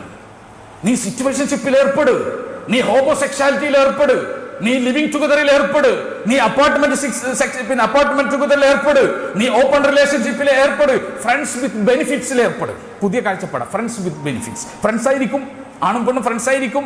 എന്നിട്ടോ ഫ്രണ്ട്ഷിപ്പിന്റെ എല്ലാ ബെനിഫിറ്റ്സ് എടുക്കുക, പിന്നെ ബാധ്യതകൾ എടുക്കൂല, സന്തോഷം മാത്രം എടുക്കുള്ളൂ. ഫ്രണ്ട്ഷിപ്പിന്റെ ബെനിഫിറ്റ്സ് എന്താ? തമാശ പറയും, ചിരിക്കും, ചെലവെയ്യും, പാർട്ടി നടത്തും, ലൈംഗിക ബന്ധത്തിൽ ഏർപ്പെടും. എന്നിട്ടോ വേറെ കറണ്ട് ബില്ല് ഏറ്റെടുക്കാൻ പറ്റൂല, ഹോസ്പിറ്റൽ ബില്ല് ഏറ്റെടുക്കാൻ പറ്റൂല, ഭക്ഷണം ഏറ്റെടുക്കാൻ പറ്റൂല. നിങ്ങൾ നോക്കൂ, ഇത് എന്താണ്? മാരേജിന് പകരം കൊണ്ടുവരുന്ന സാധനമാണ് ഇത്. ആരാണ് ഇതിന്റെ താല്പര്യം സംരക്ഷിക്കുന്നത്? ആരുടെ താല്പര്യം? ആണിന്റെ ആണോ പെണ്ണിന്റെ ആണോ? അത്ര മുസ്ലിം പെൺകുട്ടി ആലോചിച്ചാൽ മതി. ആണിൻ്റെതാണോ പെണ്ണിൻ്റെതാണോ ഇത് താല്പര്യം? നിങ്ങൾ ആലോചിക്കൂ. എല്ലോ പിന്നെ പരിണാമ ലൈംഗിക ശാസ്ത്രങ്ങൾ, പരിണാമ സിദ്ധാന്തത്തിന്റെ അടിസ്ഥാനത്തിൽ മനുഷ്യനൊരു പരിണാമ ഘട്ടത്തിലൂടെ കടന്നു വന്ന ജീവിയാണ് എന്ന നിഗമനത്തിൽ ലൈംഗിക ശാസ്ത്ര പഠനം നടത്തുന്ന ശാഖകൾ നിങ്ങൾ പരിശോധിച്ച് നോക്കൂ. അവിടെ ഒക്കെ സൂചിപ്പിച്ചു ആണിൻ്റെയും പെണ്ണിൻ്റെയും സെക്സിൻ്റെ വ്യത്യാസം. ആണ് ഹ്രസ്വകാല ലൈംഗിക ജീവിതം ആഗ്രഹിക്കുന്നവരാണ്. ഹ്രസ്വകാലം, ചുരുങ്ങിയ കാലം. ഒരു പെണ്ണിനെ കുറച്ചു കാലം അവന് ആസ്വദിച്ച് പൂതി തീരുന്നത് വരെ കൊണ്ടടക്കുക. അത് കഴിഞ്ഞാൽ തട്ടി അടുത്ത പുതിയതിനെ ആസ്വദിക്കുക. ഈ ഒരു സിസ്റ്റത്തിലൂടെ സഞ്ചരിക്കുന്ന മനോഗതമുള്ളവനാണ് പുരുഷൻ. പെണ്ണാണെങ്കിൽ ദീർഘകാല ലൈംഗിക ബന്ധം ആഗ്രഹിക്കുന്നവളാണ്. എന്തുകൊണ്ടങ്ങനെ? അവളുടെ ഹോർമോൺ തന്നെ അങ്ങനെയാണ്. അവളുടെ ഹോർമോൺ തന്നെ അല്ലാഹു സുബ്ഹാനഹു തആല സൃഷ്ടിച്ചിട്ടുള്ളത് അങ്ങനെയാണ്. കാരണം എന്താ? രണ്ടു കൂട്ടർ സയൻസ് പഠിക്കണല്ലേ, സയൻസ് പഠിക്കുന്ന വിദ്യാർത്ഥികൾക്ക് ഞാനതാണ്, മുസ്ലിം പെൺകുട്ടികൾ സയൻസ് പഠിക്കണ്ടല്ലോ, അവർക്കറിയാലോ ടെസ്റ്റോസ്റ്ററോൺ എന്ന് പറഞ്ഞാൽ എന്താണ്? പുരുഷ ലൈംഗിക ഹോർമോണാണ്. സ്ത്രീന്റെ ലൈംഗിക ഹോർമോൺ ഏതാ? ഈസ്ട്രജനും പ്രൊജസ്ട്രോണാണ്. ഈസ്ട്രജൻ എന്ന് പറഞ്ഞാൽ, പ്രൊജസ്ട്രോൺ എന്ന് പറഞ്ഞാൽ എന്താണ്? പെണ്ണിനെ ഗർഭം ധരിക്കാനും പ്രസവിക്കാനും ആ പർപ്പസ് അവളിലേക്ക് അതിനുവേണ്ടി അവളെ ഒരുക്കുന്ന ഹോർമോണാണ്. ആ ഹോർമോൺ അവളെ ചിന്തയിലും ശ്രദ്ധിക്കും. അവളെ ചിന്ത എന്താ അറിയോ? അവളെ ചിന്ത അവൾ ഗർഭിണിയായാൽ അവളെ ശുശ്രൂഷിക്കുന്ന, അവളോടൊപ്പം നിൽക്കുന്ന, അവളുടെ കുട്ടിനെ നോക്കുന്ന, കുട്ടിക്ക് തന്തയുണ്ടാകുന്ന, അഡ്രസ്സുള്ള കുട്ടിയെ പ്രസവിക്കുന്ന, ആത്മാഭിമാനത്തോടെ കുടുംബജീവിതം നയിക്കുന്ന ദീർഘകാല ലൈംഗിക ജീവിതം മാത്രമേ പെണ്ണിന് ആലോചിക്കാൻ പറ്റൂ, സ്വാഭാവികമായിട്ട് ആലോചിക്കാൻ പറ്റൂ. പുരുഷൻ അങ്ങനെയല്ല. പുരുഷന് അവന്റെ ഇഷ്ടത്തിന് വേണ്ടി അവൻ അല്പകാല ലൈംഗിക ബന്ധങ്ങൾ അവൻ ആഗ്രഹിക്കുന്നു. ഈ മാരേജ് അല്ലാത്ത എല്ലാതും അല്പകാല ലൈംഗിക ബന്ധം, ലിവിങ് ടുഗദർ ഒഴിച്ചു നിർത്തിയാൽ. ലിവിങ് ടുഗദർ മാത്രമാണ് ദീർഘകാലം. അതുകൊണ്ട് ലിവിങ് ടുഗദറുകൾ പിന്നെന്താണ്, പണി കിട്ടൂല. പെണ്ണിന് കോടതിയിൽ പോയിട്ട് ചെലവിന് തരുന്നില്ല എന്ന് പറയാൻ പറ്റൂല. യൂറോപ്യൻസ് എന്താണ് ലിവിങ് ടുഗദർ സ്വീകരിച്ചത്? മാരേജ് ആകുമ്പോൾ അവൻ്റെ ബനിയം വരെ ഊരി വാങ്ങിയിട്ടുണ്ടാവും. കേസായാലേ, ഡിവോഴ്സ് കേസായാലും ലിവിങ് ടുഗദർ ആകുമ്പോൾ പ്രശ്നമൊന്നുമില്ല, നാളെ തൊട്ട് ഞാനില്ല കേട്ടോ, നീ എന്താ വെച്ചാൽ ചെയ്തോ, പൊടിയും തട്ടി പോവാ. ആർക്കും ഇതിൻ്റെ പ്രശ്നം ഉണ്ടാവുക? നോക്കൂ, ഒരു സന്താനം വേണം എന്ന ചിന്ത വന്നാൽ ആർക്കാണിത് വരിക? ഈസ്ട്രജൻ കൂടുതലുള്ള ആ പെണ്ണിനാണോ? വളരെ കുറഞ്ഞ ശതമാനം മാത്രം ഈസ്ട്രജനുള്ള ആണിനാണോ ഒരു കുട്ടിയെ വളർത്തിക്കൊണ്ടുവരേണ്ട ഒരു മനോഘടന കൂടുതലുണ്ടാവുക? ആർക്കുണ്ടാവുക? സയൻസ് അതിന്റെ അടിസ്ഥാനത്തിൽ ചിന്തിക്കുക. ധാർമ്മികത മാറ്റിവെച്ചോ, മതം മാറ്റിവെച്ചോ, ബാക്കി എല്ലാം മാറ്റിവെച്ചോ, ഈസ്ട്രജൻ എന്ന് പറയുന്ന ഹോർമോൺ പിന്നെ വളരെയധികമുള്ള സ്ത്രീ, വളരെ കുറച്ച് ആണുങ്ങൾക്ക് ഉണ്ടാവുള്ളൂ. എന്താ അതുകൊണ്ടാണ് കാരുണ്യം സ്നേഹമൊക്കെ ഉണ്ടാവുന്നത് ആണുങ്ങൾ. പെണ്ണ് എന്ന് പറഞ്ഞാൽ ഈസ്ട്രജനാണ്, പ്രൊജസ്ട്രോണാണ്. ഒരു അമ്മയാകാൻ അമ്മയുടെ മനസ്സും ശരീരവുമാക്കി അവളെ മാറ്റിയെടുക്കുന്നത് ആരാണ്? ഇതാണ്. പുരുഷന്റെ ആ സമയത്ത് എന്താ? ടെസ്റ്റോസ്റ്ററോൺ ആണ്. ടെസ്റ്റോസ്റ്ററോൺ എന്ന് പറഞ്ഞു കഴിഞ്ഞാൽ വളരെ കുറച്ചേ പെണ്ണിനുണ്ടാവൂ, വളരെ കുറച്ച്. എത്ര വ്യത്യാസം എന്നറിയോ? പുരുഷന് ടെസ്റ്റോസ്റ്ററോണിന്റെ അളവ് നമ്മൾ പഠിച്ചിട്ടുണ്ടെങ്കിൽ ആണിലും പെണ്ണിലുള്ള ടെസ്റ്റോസ്റ്ററോണിന്റെ അളവ് നമ്മൾ ശരിക്കൊന്ന് പഠിക്കണം. അപ്പോൾ നമുക്ക് മനസ്സിലാവും ഇത് എത്ര വ്യത്യാസം ഉണ്ടെന്നാണ്. പുരുഷനെ സംബന്ധിച്ച് ഒരു 19 വയസ്സ് മുതൽ 30 വയസ്സ് വരെ അവന് 300 mg/dl മുതൽ 9203 mg/dl അവന് ടെസ്റ്റോസ്റ്ററോൺ ഉണ്ടാവും. 300 മുതൽ ഏകദേശം 1000 വരെ. 19-നും 30-നും വയസ്സിനിടയിൽ പുരുഷന്റെ ടെസ്റ്റോസ്റ്ററോൺ ആണ് പറഞ്ഞത്. അതേ സമയത്ത് സ്ത്രീയുടെ 15-നും 70-നും ഇടയിൽ. പുരുഷന്റെ തുടങ്ങണ 300, വലിയ ലെവല് 1000. സ്ത്രീയുടെ തുടങ്ങുന്നത് 15, വലിയ ലെവല് 70. നിങ്ങൾ ആലോചിച്ച് നോക്കിയേ, ആണും പെണ്ണും തമ്മിലുള്ള വ്യത്യാസം ഈ കാലഘട്ടത്തിൽ തിരിഞ്ഞിട്ടില്ലെങ്കിലത്തെ അവസ്ഥ ആലോചിച്ച് നോക്കിയേ. ഏറ്റവും കൂടുതൽ ടെസ്റ്റോസ്റ്ററോണുള്ള ജീവി ഏതാ? സിംഹമാണ്. അതാണ് സിംഹത്തിന് ചുരുങ്ങിയത് 6 വൈഫുണ്ടാവും. ഒരു ഭാര്യനായിട്ടും ജീവിക്കാൻ മൂപ്പർക്ക് പറ്റൂല, ടെസ്റ്റോസ്റ്ററോൺ അളവ് കൂടുതലാണ്. ടെസ്റ്റോസ്റ്ററോൺ ഉള്ളൊരു മനുഷ്യനെ കെട്ടിയിടാൻ മാരേജ് അല്ലാതെ വേറൊരു പദ്ധതിയില്ല കൂട്ടരെ. അല്ലാഹു സുബ്ഹാനഹു വ തആല അങ്ങനെ കെട്ടിയിട്ട്. ഞാൻ പറഞ്ഞു വന്നത്, ഞാൻ സമയം ദീർഘിപ്പിക്കല്ല, ഞാൻ പറഞ്ഞു വന്നത് ഇത് അള്ളാഹു റസൂലും നമ്മളോട് പറഞ്ഞിട്ടുണ്ട്. അവരൊരു കാര്യം തീരുമാനിച്ചു കഴിഞ്ഞാൽ നമുക്ക് സ്വതന്ത്ര അഭിപ്രായമില്ല. ഹെറ്ററോസെക്ഷാലിറ്റിയാണ് അവർ തീരുമാനിച്ചത്, അള്ളാഹു റസൂലും. എനിക്ക് ഹോമോസെക്ഷാലിറ്റി വേണമെന്ന് പറഞ്ഞാൽ ഞാൻ ഈ മതത്തിൽ നിന്ന് പുറത്താണ്, ഞാൻ പുറത്താണ്, നരകാണ് എൻ്റെ വാസസ്ഥലം. അവർ തീരുമാനിച്ചത് മാരേജാണ്, ഞാൻ തീരുമാനിക്കാൻ പോകുന്നത് ഹോമോസെക്ഷാലിറ്റി ആണെങ്കിൽ ഈ മതത്തിൽ നിന്ന് ഞാൻ പുറത്താണ്. ഇത് നമ്മളെ മക്കളെ നമ്മൾ പഠിപ്പിക്കണം. ഇത് ചെറിയ കാര്യമല്ല. ഹലാലാക്കിക്കൊണ്ടിരിക്കുക, നിസാരാക്കിക്കൊണ്ടിരിക്കുക, സാമൂഹികമായിട്ട് ഇതിങ്ങനെ ഒരു ചെറിയ സംഭവമാക്കിക്കൊണ്ടിരിക്കുന്ന കാലമാണല്ലോ. നമ്മൾ മരിച്ചു കഴിഞ്ഞാൽ ഇനി ആരാണ് ഇതിനെ ചൊല്ലി തർക്കിക്കാനുണ്ടാവുക? ഞാൻ പറയുന്നത് പുതിയ കാലത്തെ കുട്ടികൾ തർക്കിക്കണം ഈ വിഷയത്തിൽ. തർക്കം നിർത്തിയതോടുകൂടി ഇസ്ലാഹി പ്രസ്ഥാനം ദുർബലപ്പെട്ടു. ഉറപ്പിച്ച നിങ്ങൾ ഇസ്ലാഹി പ്രസ്ഥാനം എന്ന് തർക്കം നിർത്തിയോ, മുജാഹിദ് പ്രവർത്തകന്മാർ എന്ന് സംവാദം നിർത്തിയോ, അന്ന് ഈ പ്രസ്ഥാനം ദുർബലപ്പെട്ടു. സംശയമുണ്ടോ നിങ്ങൾക്ക്? കാരണന്മാരോട് ഞാൻ ചോദിക്കുന്നത്, സംശയമുണ്ടോ നിങ്ങൾക്ക്? നിങ്ങൾ വാദപ്രതിവാദം നടത്തിയ കാലത്ത് ആദർശമുള്ള നട്ടല് ഈ ഫാഷിസ കാലത്തെ സാമൂഹികമായ ബന്ധം കാത്തു സൂക്ഷിക്കുന്ന ഞങ്ങൾക്കുണ്ടോ? തർക്കിക്കണം. നമ്മൾ എന്തിന് തർക്കിക്കണം? അള്ളയും റസൂൽ ഒരു കാര്യം പറഞ്ഞിട്ട് അതിനെതിരെ ഒരുത്തൻ സംസാരിച്ച അവനുമായി തർക്കിക്കണം. സയൻസ് വെച്ച് തർക്കിക്കണം, ധർമ്മശാസ്ത്രം വെച്ച് തർക്കിക്കണം, രാഷ്ട്രീയം വെച്ച് തർക്കിക്കണം, സാമൂഹിക രംഗങ്ങൾ വെച്ച് തർക്കിക്കണം, വേദഗ്രന്ഥങ്ങൾ വെച്ച് തർക്കിക്കണം. എല്ലാം കൊണ്ടും അവൻ പറഞ്ഞ കാര്യത്തെ വെട്ടി അരിഞ്ഞ് തള്ളണം നമ്മൾ. അങ്ങനത്തെ ഒരു തലമുറ ഉണ്ടാവണം, MSM ഉണ്ടാവണം. ഞാൻ ചോദിക്കട്ടെ, എത്ര MSMകാർ ഇവിടെ ഉണ്ടല്ലോ? ഏതെങ്കിലും ഈ ഹോമോസെക്ഷാലിറ്റിക്കെതിരെ ആരെങ്കിലും ഒരു പോസ്റ്റ് ഇടാൻ നമുക്ക് സാധിച്ചിട്ടുണ്ടോ? ഈ ഹോമോസെക്ഷാലിറ്റിക്ക് വേണ്ടി അതിനെതിരെ ഒരു പോസ്റ്റ് സ്റ്റുഡൻസ് വിങ്ങിന് ഇടാൻ സാധിച്ചിട്ടുണ്ട്? നമ്മൾ തർക്കിക്കുന്നില്ല, നമ്മൾ തല്ലിനില്ല. അതന്നെ നമ്മുടെ പ്രശ്നം. അനാവശ്യ തർക്കേ പാടില്ലാത്തതുള്ളൂ. അള്ളയും റസൂലും ഇന്നതാണ് എന്ന് പറഞ്ഞിട്ട് നമ്മൾ നാട്ടുകാർ അങ്ങനെ അല്ല എന്ന് പറയുമ്പോൾ ഞാനൊന്നും മിണ്ടുന്നില്ല. ഞാൻ മിണ്ടിയിട്ട് ഇനി ഒരു തർക്കം വേണ്ട, ഒരു ഭിന്നത വേണ്ട, ഒരു പ്രശ്നം വേണ്ട. അങ്ങനെ ഭിന്നിച്ചെന്നെ പോണം സമുദായം.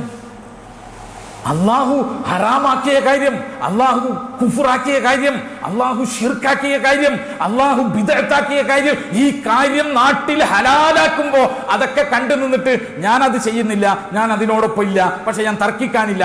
അങ്ങനല്ല, ഞാൻ ചെയ്യുന്നില്ല, ഞാൻ അതിനോടൊപ്പമില്ല, ഞാൻ അതിനെ എതിർക്കുന്ന, തർക്കിക്കുന്ന, തല്ലുന്ന, തകർക്കുന്ന ചേരിയിൽ ഞാൻ ഉണ്ടാവും.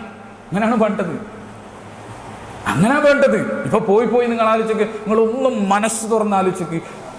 ഏതെങ്കിലും ഒരു രാഷ്ട്രീയ നേതാവ്, യൂത്ത് ലീഗ് ആവട്ടെ, ഡിവൈഎഫ്ഐ, പിന്നെ പറഞ്ഞിട്ട് കാര്യമില്ല, മുട്ടും കൈയില്ലാത്തവർക്ക് പിന്നെ ചെറുവരലുണ്ടോ എന്ന് ചോദിച്ചിട്ട് കാര്യമില്ല, കോൺഗ്രസ്, യൂത്ത് കോൺഗ്രസ്, മുസ്ലിം, ഇവിടൊക്കെയുള്ള മുസ്ലിം നേതാക്കന്മാർ, അവർ മാത്രമേ ഞാൻ പറയാൻ ഫോക്കസ് ചെയ്യുന്നു, ബാക്കിയുള്ളവരൊന്നും ഫോക്കസ് ചെയ്യില്ല. ഒരു യൂത്ത് നേതാവ് ഹോമോസെക്ഷാലിറ്റി, ലൈംഗിക വൈകൃതമാണ് എന്ന് പറയാൻ നട്ടലുള്ളവൻ ഇന്ന് ജീവിച്ചിരിക്കുന്നുണ്ടോ?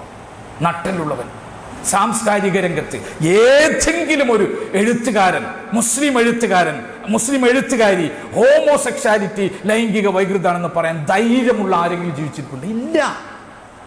ആകെ ജീവിച്ചിരിപ്പുള്ള നമ്മളെപ്പോലത്തെ ആളുകൾ, നമ്മളെപ്പോലത്തെ മുസ്ലിമീങ്ങൾ, നമ്മളെപ്പോലത്തെ ഹിന്ദുക്കൾ, നമ്മളെപ്പോലത്തെ ക്രിസ്ത്യാനികൾ, നമ്മളെപ്പോലത്തെ പിന്നെ മറ്റുള്ള ജനവിഭാഗം, നമ്മളെപ്പോലെ ചിന്തിക്കുന്ന കുറച്ച് ആൾക്കാർ, അവർ തന്നെ തർക്കിക്കാനില്ല വിഷയത്തിൽ.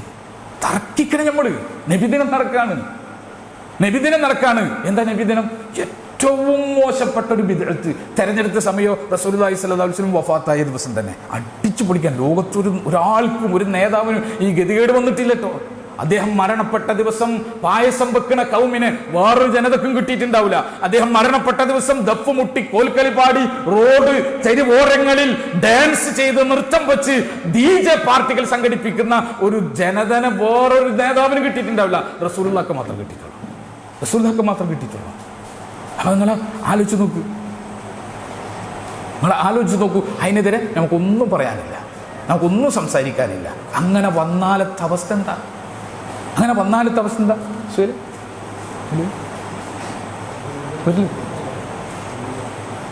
അല്ല ഇത് അവസാനിപ്പിക്കാം. അതെ, ഓക്കെ. അപ്പം ഞാൻ പറഞ്ഞത് അത് ഞാൻ പങ്കെടുക്കുന്നില്ല നബിദിനത്തിന്. ശരി, ഓക്കെ, ശരി, പൂർത്തിയായോ? ഞാൻ നബിദിനത്തെ അനുകൂലിക്കുന്നില്ല. ഓക്കെ, പൂർത്തിയായോ? പൂർത്തിയായിട്ടില്ല. ഞാൻ നബിദിനത്തിനെ എതിർക്കും, ഞാൻ നബിദിനത്തിനെതിരെ സംസാരിക്കും, ഞാൻ നബിദിനത്തിനെതിരെ ജിഹാദ് ചെയ്യും. ഇതാണ് പഴയ കാലത്ത് ഇസ്ലാഹി പ്രവർത്തകർ. നിങ്ങൾ ചോദിച്ചോ, ഈ താടി നരച്ച, തല നരച്ച ആളുകളോട് ചോദിച്ചോ, അവരെ കാര്യമായ പണി എന്താ? തർക്കിച്ചതാണ്. അവർ തർക്കിച്ചുണ്ടാക്കിയാണ് നമ്മളൊക്കെ. അവർ തർക്കിക്കാതെ സമുദായത്തിന്റെ ഐക്യവും പറഞ്ഞിട്ട് നിന്നിരുന്നെങ്കിൽ എന്താകായിരുന്നു ഈ നമ്മളെ അവസ്ഥ? നമ്മളെന്ന് പറയുന്നൊരു വിഭാഗം ഉണ്ടാവും. അതുകൊണ്ട് ഈ ഇവിടെയുള്ള ചെറുപ്പക്കാരായിട്ടുള്ള ISMമാർ എന്ന് പറഞ്ഞാൽ ഒരു 30-35 വയസ്സിൻ്റെ താഴെയുള്ള ISM പ്രവർത്തകർ, അതുപോലെ MSM പ്രവർത്തകർ, സ്റ്റുഡൻസ് വിങ്ങിൻ്റെ പ്രവർത്തകർ, നിങ്ങൾ രംഗത്ത് വരണം. നിങ്ങൾ എങ്ങനെ രംഗത്ത് വരണം? ഇതൊന്നും സ്വീകരിക്കരുതെന്നാണോ? സ്വീകരിക്കരുതെന്നല്ല, ഇത് സ്വീകരിക്കുന്നവരെ ചീത്ത വിളിക്കുന്നവരായിട്ട് വരണം. തെറി വിളിക്കാനല്ല ഈ പറഞ്ഞത്. ഈ തരം വൃത്തികേടുകൾ മനുഷ്യാവകാശമാണെന്ന് പറയുന്നവന്റെ കോളറിന് പിടിക്കാൻ നിങ്ങൾ ഉണ്ടാവണം. പരസ്യമായിട്ട് അവനോട് ചോദിക്കണം, എന്തടിത്തറാണ് ഉള്ളത്? ഇത്ര കാലം കുഴച്ച് മറിച്ചില്ലേ, എന്തടിത്തറ ഉള്ളത്? കള്ളം പറഞ്ഞിട്ട്, സയൻസിന്റെ പേരിൽ കള്ളം പറഞ്ഞിട്ട് ഇത്ര നാൾ നമ്മുടെ രാജ്യത്തെ പ്രചരിപ്പിച്ചിരുന്നു. പുതിയ ജീൻ കണ്ടെത്തി, ഹോമോസെക്ഷാലിറ്റിക്കുള്ള പുതിയ ജീൻ കണ്ടെത്തി. എന്ത് ജീൻ കണ്ടെത്തി? നാട് മുഴുവൻ യുക്തിവാദികളും ലിബറലിസ്റ്റുകളും ഇങ്ങനെ പറഞ്ഞ് പാടിയിടുന്നു, പുതിയ ജീൻ കണ്ടെത്തി. ഒരു ജീനും കണ്ടെത്തിയില്ല. പച്ച കള്ളം പറഞ്ഞെടുക്കുക. ജന്തുക്കൾ അവതരിപ്പിച്ചു, ഹോമോസെക്ഷാലിറ്റി ജന്തുക്കളിലുണ്ട് എന്നും പറഞ്ഞിട്ട്. ഒരു ജന്തുവിലും ഇല്ല. നായനാണ് കാണിച്ചത്. സയൻസിന്റെ മുമ്പിൽ അവതരിപ്പിച്ച നായനാണ്. നിങ്ങൾ ആലോചിക്കുക, നായ പട്ടിന്റെ സ്മെല്ല് വന്നാൽ നായ ഹീറ്റാവും. അപ്പൊ നായ്ക്ക് പിന്നെ എവിടെ കയറേണ്ടതെന്ന് അറിയില്ല. അപ്പൊ നായ വേറെ നായയുടെ മേത്ത് കയറും, പട്ടിന്റെ മേത്താവണമെന്നില്ല. ചിലപ്പോൾ മരത്തുമ്മലും കയറും, മതിലുമ്മലും കയറും. ഇത് നായ ലൈംഗിക ബന്ധത്തിന് വേണ്ടിയിട്ട് എന്താ ചെയ്യേണ്ടതെന്ന് അറിയാത്ത അതിന്റെ സെക്ഷൽ കൺഫ്യൂഷന്റെ പീരീഡാണ്. പട്ടിനെ കിട്ടിയില്ലെങ്കിൽ നായ തന്നെ നായയുടെ മേത്ത് കയറും. അതെന്താ? സെക്ഷൽ കൺഫ്യൂഷനാണ്. അതിന് ഇത്ര അറിയുള്ളൂ. അതിന് ലൈംഗികതര സമയമായി, മുന്നിലാരാ ഇത്ര അറിയുള്ളൂ. ഇല്ലാതെ അതിനെ പിടിച്ചിട്ട് നമ്മുടെ നാട്ടിൽ പ്രചരിപ്പിച്ചു. സയൻസ് ആണെന്ന് പറഞ്ഞിട്ട് പ്രചരിപ്പിച്ചു. നിങ്ങൾ ആലോചിച്ച് നോക്ക്, ചോദിക്കണ്ടേ നമ്മള്? എവിടത്തെ ശാസ്ത്രമാടാ ഇത്? ആണും പെണ്ണുമല്ലാത്ത ഒക്കെ പോട്ടെ, ഞാൻ അവസാനിപ്പിക്കാം. അതിന് മുമ്പ് ഒറ്റ ചോദ്യം ചോദിക്കട്ടെ, എത്ര ജെൻഡർ ഉണ്ട്? പുതിയ കുട്ടികളെന്ന് പറഞ്ഞേ എത്ര ജെൻഡർ ഉണ്ട്? കാരണന്മാർ കൊന്നാലും അവർക്ക് 2 ജെൻഡറാ. കാരണന്മാരെങ്കിലും കഴുത്തിൽ കത്തി വെച്ചിട്ട് ചോദിക്കുക എത്ര ജെൻഡർ ഉണ്ട്, ഇങ്ങനെ പറയുള്ളൂ അവര്. മോനെ എത്ര ജെൻഡർ ഉണ്ടാ? പേടിച്ചിരുന്ന് കാരണന്മാർ ഇടിക്കുന്ന വിചാരിച്ചിട്ട്. മോളെ എത്ര ജെൻഡർ ഉണ്ട്? 2. നാട്ടുകാർക്ക് എത്ര ജെൻഡർ ഉണ്ട്? 3 അല്ലേ? നാട്ടുകാർക്ക് 3 ജെൻഡർ. നമ്മൾ സമ്മതിച്ചു കൊടുത്തില്ലേ? 3 ജെൻഡർ ഉണ്ടോ? 2 ജെൻഡർ ഉള്ളോ? Male female. ട്രാൻസ്ജെൻഡർ ഇല്ല. അതൊരു 3-ാം ലിംഗല്ല. ട്രാൻസ്ജെൻഡർ എന്ന് പറഞ്ഞാൽ ഫീമെയിലിനോ മെയിലിനോ എന്തെങ്കിലും വൈകൃതം ഉണ്ടാവുന്നതാണ്. ചിലപ്പോൾ ഹോർമോണിക്കലാവും. ചില പുരുഷന്മാർക്ക് ഈസ്ട്രജൻ കൂടും. സാധാരണ ആണുങ്ങൾക്ക് ഉണ്ടാവേണ്ട അളവിനേക്കാൾ ഈസ്ട്രജന്റെ പങ്ക് കൂടും, പ്രൊജസ്ട്രോണിന്റെ പിന്നെ അളവ് കൂടും. അപ്പോൾ ഒരു പെണ്ണത്തം വരും. ആ പെണ്ണത്തം വന്നാൽ അവൻ എന്താവും? ട്രാൻസ്ജെൻഡർ ആയിട്ടുണ്ടെങ്കിൽ അവന് സെക്ഷൽ ഫ്രിജിഡിറ്റിയാണ് വരിക, ലൈംഗിക മരവിപ്പാണ് വരിക. അവന് സെക്സ് ഉണ്ടാവില്ല, ആകർഷണം ഉണ്ടാവില്ല. ആണിനോടും പെണ്ണിനോടും അവർക്ക് ആകർഷണം ഉണ്ടാവില്ല. അതാണ് അവൻ്റെ നേച്ചർ. ആ നേച്ചറിനെ ചില ആണുങ്ങൾ കൊണ്ടുപോയി ചൂഷണം ചെയ്തിട്ട് ടേസ്റ്റ് ഉണ്ടാക്കി കൊടുക്കും. അങ്ങനെയാണ് ടേസ്റ്റ്. കള്ള് കുടിക്കും. കള്ള് നല്ല ടേസ്റ്റ് ഉണ്ടോ? കള്ളുകുടിയന്മാരോട് ചോദിച്ചേക്ക്, കള്ള് കയ്പാണ്. കള്ള് കയ്പാണ്. പക്ഷെ കള്ള് കിട്ടാൻ വേണ്ടിയിട്ട് ക്യൂ നിൽക്കണം നമ്മൾ കണ്ടിട്ടില്ലേ? ഇടിച്ച് പൊളിച്ച് ക്യൂ നിൽക്കും അല്ലേ? എന്താ? അത് ഉപയോഗിച്ച് രസമാകും. അങ്ങനെയാണ്. ഇങ്ങനെ ഈ പാവപ്പെട്ട ഈ ട്രാൻസ്ജെൻഡറിന് ഇതുപോലെ എന്തെങ്കിലും പ്രശ്നം ഉണ്ടാവും. പെൺകുട്ടിക്കാണെങ്കിലോ ടെസ്റ്റോസ്റ്ററിന്റെ അളവ് സാധാരണ പെൺകുട്ടിക്ക് ഉണ്ടാവുന്നേക്കാൾ കുറച്ച് കൂടും. അപ്പോൾ അവൾക്ക് കുറച്ച് മീശൊക്കെ വരും.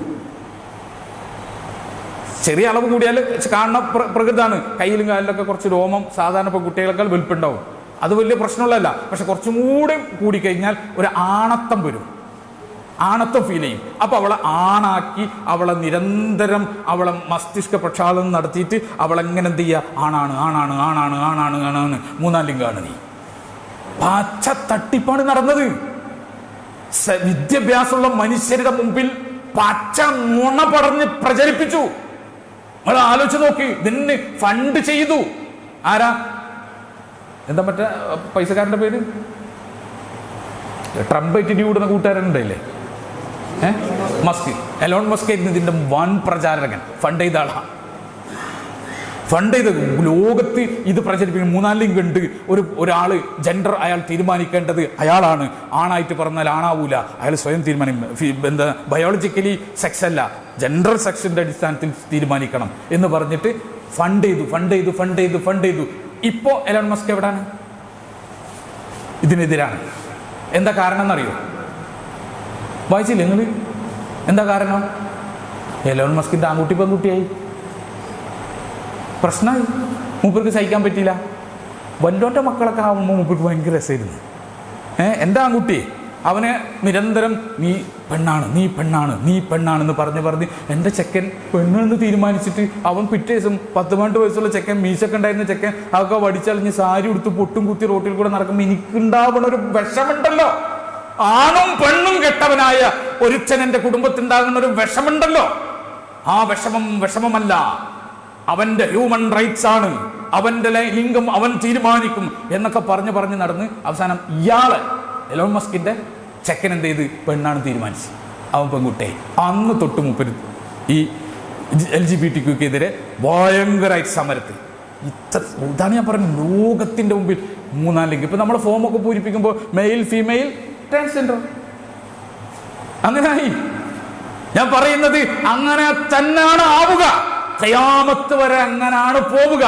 അവിടെ നിന്നിട്ട് male or and female, transgender ഇല്ല. അതൊരു അവസ്ഥയാണ്, അതൊരു ജെൻഡർ അല്ല, അതൊരു രോഗമാണ്, അവസ്ഥയാണ്. സൗദി അറേബ്യയിൽ ട്രാൻസ്ജെൻഡേഴ്സിനെ പ്രത്യേകം അവർക്ക് ട്രീറ്റ്മെന്റും കൗൺസിലിംഗ് കൊടുക്കുന്ന ഹോസ്പിറ്റലുകളുണ്ട്. എന്നിട്ട് പെണ്ണായി നടന്ന ആളുകൾ അവിടെ നിരന്തരം ചികിത്സയും കൗൺസിലിങ്ങും കഴിഞ്ഞതിന് ശേഷം ഞാനൊരു പുരുഷനാണെന്ന് മനസ്സിലാക്കിയിട്ട് വിവാഹ ജീവിതം കഴിച്ചിട്ട് കുട്ടികളായിട്ട് വാപ്പ ഒക്കത്ത് കുട്ടീനെ വെച്ചോണ്ട് കൊടുക്കുക. ആണായിട്ട് ഇത്ര പരിഹാരമുള്ള വിഷയമാണിത്. അത്ര പരിഹാരമുള്ള വിഷയമാണ്. എന്നിട്ട് അതിനൊരു മൂന്നാം ലിംഗാക്കി അവതരിപ്പിച്ചു. ഞാൻ പറയുന്നത് ഇതൊക്കെ നോർമലായില്ലേ?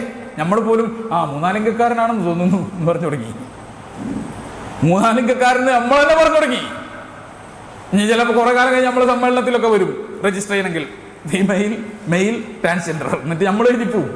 അത്രക്ക് നോർമലൈസ് ചെയ്ത് വിടരുത്. മൂന്നാം ലിംഗമില്ല, അങ്ങനൊന്നില്ല.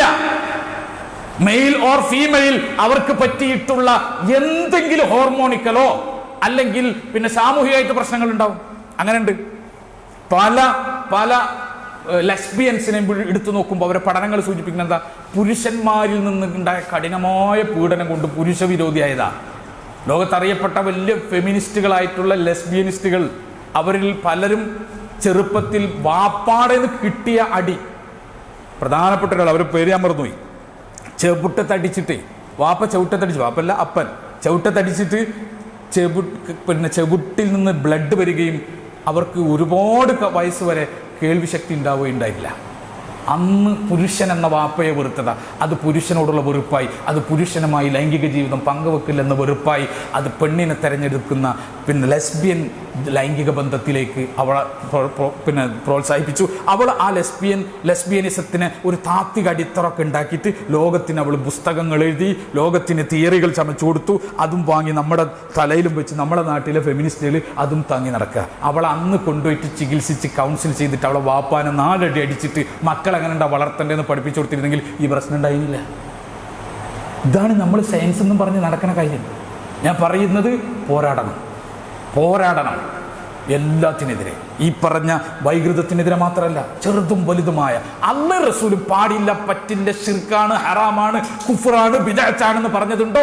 അതിന്റെ എതിരെ ആര് പറഞ്ഞുവോ അവരുമായിട്ടുള്ള സമരമാണ് ജീവിതമെന്ന് തീരുമാനിക്കണം. അതാണ് എൻ്റെ ജീവിതം, അവരുമായിട്ടുള്ള സമരം. അങ്ങനെ സമരം ചെയ്തെങ്കിൽ ഇനി പിടിച്ചിക്കാനും പറ്റും. നമ്മളെ കുട്ടികൾക്ക് പിടിച്ചിക്കണമെങ്കിൽ ഇനി എന്താ പറ്റും? അതിൻ്റെ എതിർ പാർട്ടിയിൽ നിൽക്കണം. അല്ലാതെ അതിനെ ബോയ്ക്കോട്ട് ചെയ്താൽ പോരാ. ചിലരങ്ങനെയാണ്, മൗനമായിട്ട് ബോയ്ക്കോട്ട് ചെയ്യുക. ആ പണി പോരാ. എതിർ ശബ്ദം പുറപ്പെടുവിച്ച് എതിരാളിയായി ഫൈറ്റ് ചെയ്യുമ്പോഴാണ് നമുക്കിതിൽ ഉറച്ചു നിൽക്കാൻ അള്ളാഹു തൗഫീഖ് നൽകുക. അത് മനസ്സിലാക്കുക. ഇതിനാണ് ക്യാമ്പ്. ഇത് നിങ്ങൾ അറിയണമെങ്കിൽ നിങ്ങളെ പ്ലാറ്റ്ഫോം ഏതാ? നിങ്ങളെ പ്ലാറ്റ്ഫോം ഇസ്ലാഹി പ്രസ്ഥാനമാണ്. ഇസ്ലാഹി പ്രസ്ഥാനത്തിൽ കുഴപ്പമില്ലേ? ഇസ്ലാഹി പ്രസ്ഥാനത്തിൻ്റെ നേതാക്കന്മാർക്ക് കുഴപ്പമില്ലേ? ശരി, ഈ കൂട്ടത്തിൽ കുഴപ്പമില്ലാത്ത ഒരു വാപ്പ എഴുന്നേറ്റ് നിൽക്കും, 100% പെർഫെക്റ്റായ വാപ്പ എഴുന്നേറ്റ് നിൽക്കും. നിങ്ങൾ ആരെങ്കിലും എഴുന്നേറ്റിക്കോ? അള്ളാന്റെ മുമ്പിൽ 100% പെർഫെക്റ്റായ വാപ്പാണെന്ന് നിങ്ങൾക്ക് പറയാൻ ധൈര്യമുണ്ടോ? എനിക്കില്ല. നിങ്ങൾക്കുണ്ടോ? 100% പെർഫെക്റ്റായ ഭർത്താവാണ് നിങ്ങളെന്ന് പറയാൻ നിങ്ങൾക്ക് ധൈര്യമുണ്ടോ? എനിക്ക് ധൈര്യമില്ല. എനിക്ക് കുറെ പാളിച്ചുണ്ട് ഭർത്താവ് എന്ന നിലയിൽ. നിങ്ങൾക്ക് ധൈര്യമുണ്ടോ? പെണ്ണുങ്ങളെ, നിങ്ങൾക്ക് ധൈര്യമുണ്ടോ? 100% പെർഫെക്റ്റ് ആയിട്ടുള്ള ഉമ്മയാണ്, ഭാര്യയാണ് എന്ന് പറയാൻ നിങ്ങൾക്ക് ധൈര്യമുണ്ടോ? ആർക്കാ ധൈര്യം? അപ്പോൾ 100% പെർഫെക്റ്റ് ആയത് നേതാവ് എവിടെ? 100% പെർഫെക്റ്റായ അണി എവിടെ? നമ്മൾ വല്ലാത്ത പറയരുത്. പെർഫെക്റ്റ് അല്ലാത്ത ഭാര്യയും ഭർത്താവും കൂടി തന്നെയാണ് നല്ലൊരു ദാമ്പത്യ ജീവിതം ഉണ്ടാക്കി, നല്ല മക്കളും ഉണ്ടായി, നല്ല കുടുംബം ഉണ്ടായി. അങ്ങനെ മുന്നോട്ട് പോകുന്നത് പെർഫെക്റ്റ് അല്ലാത്ത ഞാനും പെർഫെക്റ്റ് അല്ലാത്ത എൻ്റെ ഭാര്യയും. അലംഭാവാതിരുന്നാൽ മതി. മനസ്സിലായോ? അതെന്നെ സംഘടനയിലും. കാരണം ഞാനാണല്ലോ സംഘടനയുടെ നേതാവ്. ഞാൻ ISMന്റെ ഇവിടുത്തെ പ്രസിഡന്റ്. എൻ്റെ വീട്ടിൽ നല്ല 100% ഒത്ത ഭർത്താവല്ല ഞാൻ. എൻ്റെ വീട്ടിൽ 100% ഒത്ത വാപ്പയല്ല ഞാൻ. എൻ്റെ കൂട്ടുകാർക്കിടയിൽ 100% ഒത്ത കൂട്ടുകാരനല്ല ഞാൻ. ചോദിച്ചെങ്കിൽ സുഹേലോട് ചോദിച്ചെങ്കിൽ 100% ഉണ്ടറാ ഞാൻ? ഇല്ലാന്ന്. അപ്പോൾ പിന്നെ ഞാനെങ്ങനെ സംഘടന വരുമ്പോൾ 100% ആവുക? എന്നെ കൊണ്ട് പറ്റുന്നത് പറ്റൂ. എത്ര ഞാൻ മാക്സിമം നോക്കേണ്ടത് നല്ല ഭർത്താവാകാൻ, ഞാൻ മാക്സിമം നോക്കേണ്ട നല്ല വാപ്പാകാൻ, ഞാൻ മാക്സിമം നോക്കേണ്ട നല്ല കൂട്ടുകാരനാവാൻ. ഇടക്കിടക്ക് അവനോട് ഞാൻ സോറി പറയാറുണ്ട്. മനസ്സിലായോ? അപ്പോൾ അത്ര തന്നെ എനിക്കും പറ്റുള്ളൂ. അതിന് ഞാൻ സംഘടന ഇല്ല, പെർഫെക്റ്റ് വരട്ടെ. നീ ആരാ അത് പറയാൻ പെർഫെക്റ്റാ? അത് ആ വക ചീള് കേസ് പറഞ്ഞിട്ട് ജമാഅത്തിനെ തകർക്കാൻ നമ്മൾ നടക്കരുത്. നമ്മൾ കുറവുള്ളവർ തന്നെയാണ്, നമ്മൾ കുറ്റം കുറവുള്ളവരൊക്കെ തന്നെയാണ്. സഹാബികൾ അങ്ങനെ കുറ്റം കുറവുള്ളവരുണ്ടായില്ലേ അവരുടെ കൂട്ടത്തിൽ? പക്ഷെ അവരുടെ തൗബ നമ്മളെ തൗബ പോലല്ല. അവരുടെ തൗബ എന്ന് പറഞ്ഞാൽ ഉഹുദ് മലയോളം പാപം ചെയ്താൽ പൊറുക്കാൻ പറ്റിയ തൗബ. നമ്മളെ തൗബക്ക് തന്നെ ശക്തിയില്ല. ഞാൻ പറയുന്നത് ഇതൊക്കെ അനാവശ്യ റീസണാണ്. തിന്മ അങ്ങനെ വ്യാപിക്കുന്ന കാലഘട്ടത്തിൽ നമ്മൾ ഇതൊക്കെ നോക്കിയിട്ട് ഒഴിഞ്ഞു നിൽക്കരുത്. ശരി, നമുക്ക് നല്ലതാക്കാൻ പറ്റും, നമുക്ക് നന്നാക്കാൻ പറ്റും. ആ രൂപത്തിൽ സംഘടനയുടെ പ്ലാറ്റ്ഫോമിന് ഉപയോഗിക്കണം. സംഘടനയുടെ പ്ലാറ്റ്ഫോം ഇല്ലാതെ രക്ഷയില്ല. രക്ഷയില്ല. കാരണം ഒരു വ്യക്തിക്ക് ഒരു കാര്യത്തെ മുന്നോട്ട് കൊണ്ടുപോകാൻ പറ്റുന്ന ഒരു കാലഘട്ടത്തിലല്ല നമ്മൾ ജീവിക്കുന്നത്. വേശ്യകൾക്ക് പോലും സംഘടനയാണ്, പ്രോസ്റ്റിറ്റ്യൂട്ടുകൾക്ക് പോലും സംഘടനയാണ്. കാരണം എന്താ? കാരണം സംഘടിച്ചാലേ ശക്തരായിട്ട് മുന്നോട്ട് പോകാൻ പറ്റൂ. ട്രാൻസ്ജെൻഡേഴ്സിന് സംഘടന ഉണ്ട്. നമ്മളെ കേരളത്തിൽ ഞാനൊരു രഹസ്യം പറഞ്ഞുതരാം. നമ്മളെ കേരളത്തിൽ ബന്ധുരതി അനുവദിക്കണം എന്ന കുഞ്ഞു കുഞ്ഞു കൂട്ടായ്മ ഉണ്ട്. ബന്ധുരതി എന്ന് പറഞ്ഞാൽ നമുക്ക് മനസ്സിലായോ? ഉമ്മയും മോനും തമ്മിൽ, വാപ്പയും മോളും തമ്മിൽ, അമ്മാവനും മോളും തമ്മിൽ, ആങ്ങളെ പെങ്ങൾ തമ്മിൽ. ഇതൊന്നും തെറ്റാണെന്ന് പറയരുത്, ഓരോരുത്തരും അവരിഷ്ടത്തിന് സ്വീകരിച്ചോട്ടെ എന്ന് പറയുന്ന യൂറോപ്പിലെ ലിബറൽ മൂവ്മെൻറ്റുകളെ കണ്ടുപഠിച്ചിട്ട് കേരളത്തിൽ കുഞ്ഞു കുഞ്ഞു കുഞ്ഞു മൂവ്മെൻറ്റുകളുണ്ട്. ആ മൂവ്മെൻറ്റുകളാണ് ഇപ്പോൾ നമ്മളെ അടുത്ത് പിന്നെ സി രവിചന്ദ്രൻ്റെ ഒരു വലിയൊരു പ്രോഗ്രാം നടന്നല്ലോ. എന്താ പ്രോഗ്രാമിൻ്റെ പേര് ഞാൻ മറന്നു. ഒരു ഭയങ്കര സംഭവം ഇസ്ലാമിനെതിരെ അല്ലേ? ഏതാ? എസൻസിൻ്റെ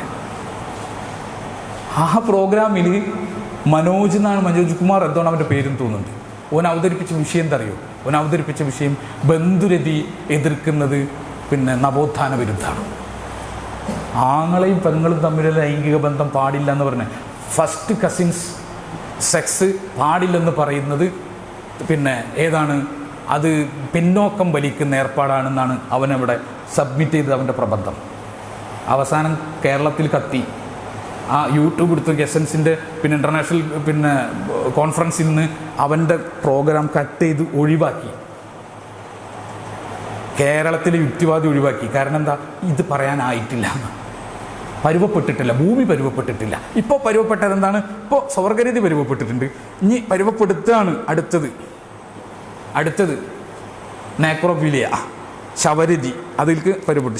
ശവത്തിനൊരു കുഴപ്പമില്ല, ശവത്തിന് മാത്രമേ എനിക്ക് കാമിക്കാൻ കഴിയൂ. അപ്പം നെക്രോഫീലിയ അതിനെന്ത് ചെയ്യുക? അതിനെ മെല്ലെ പ്രൊമോട്ട് ചെയ്ത് കൊണ്ടുവരാം. ആ കൂട്ടത്തിൽ ഈ പറഞ്ഞൊക്കെ കൊണ്ടുവരാം. അങ്ങനത്തെ മൂവ്മെൻറ്റുകളുണ്ട്. എല്ലാ തെമ്മാടിക്കും സംഘടന ഉണ്ട്. നമ്മൾ ഇസ്ലാഹ് നടത്തേണ്ടവന് സംഘടന ഇല്ലാണ്ട് മാറി നിന്നിട്ട് ഞാൻ ഒറ്റക്കിടത്ത. കാരണം എന്താ? അവൻ പോരാ, മറ്റവൻ പോരാ, ഇവൻ പോരാ. ശരി, നീ നല്ലതാണല്ലോ, എല്ലാവരും പോരാ, നീ നല്ലതാണല്ലോ, അത് നീയും പോരേ? അതാണോ നിന്റെ പ്രശ്നം? നീ പോരാ, അവനും പോരാ, അതാണോ? അവൻ പോരാ, നീ ഓക്കെ ആണോ? അപ്പോഴും സൊല്യൂഷൻ ഉണ്ട്. അവൻ പോരാ, നീ ഓക്കെ ആണെങ്കിൽ നീ ഏറ്റെടുക്ക്. അതല്ല അവനും പോരാ നീയും പോരാ എന്നാൽ രണ്ടും കൂടെ ചേർന്നിട്ട് പോരായ്മ കുറയ്ക്ക്. അതുകൊണ്ട് ഇത് കേരളത്തിലെ ആദ്യത്തെ പണ്ഡിത സഭ ഏൽപ്പിച്ച സംഘടനയാണ്, അത് മറക്കണ്ട. കേരള ജംഇയ്യത്തുൽ ഉലമ ഏൽപ്പിച്ച സംഘടനയാണ്. KJU ഏൽപ്പിച്ച സംഘടനയാണ്. KNM എന്ന് പറയുന്നത്, MGM എന്ന് പറയുന്നത്, MSM എന്ന് പറയുന്നത്, ISM എന്ന് പറയുന്നത്, സ്റ്റുഡൻസ് വിങ് എന്ന് പറയുന്നത് ഒക്കെ ആ സംഘടന. എന്താ കേരളത്തിൽ ആദ്യത്തെ പണ്ഡിത സഭ ഏൽപ്പിച്ച സംഘടനക്ക് എന്താ കൊമ്പുണ്ടോ? കൊമ്പുണ്ട്. മനസ്സിലാക്കിക്കോ, കൊമ്പുണ്ട്. യാ അയ്യുഹല്ലദീന ആമനു തഖുല്ലാഹ്. അല്ലോ വിശ്വാസികൾ അള്ളാഹിനെ സൂക്ഷിക്കണം. അത്തീഉല്ലാഹ വ അത്തീഉർ റസൂൽ. നിങ്ങൾ അള്ളാഹിനെ റസൂലിനെ അനുസരിക്കണം.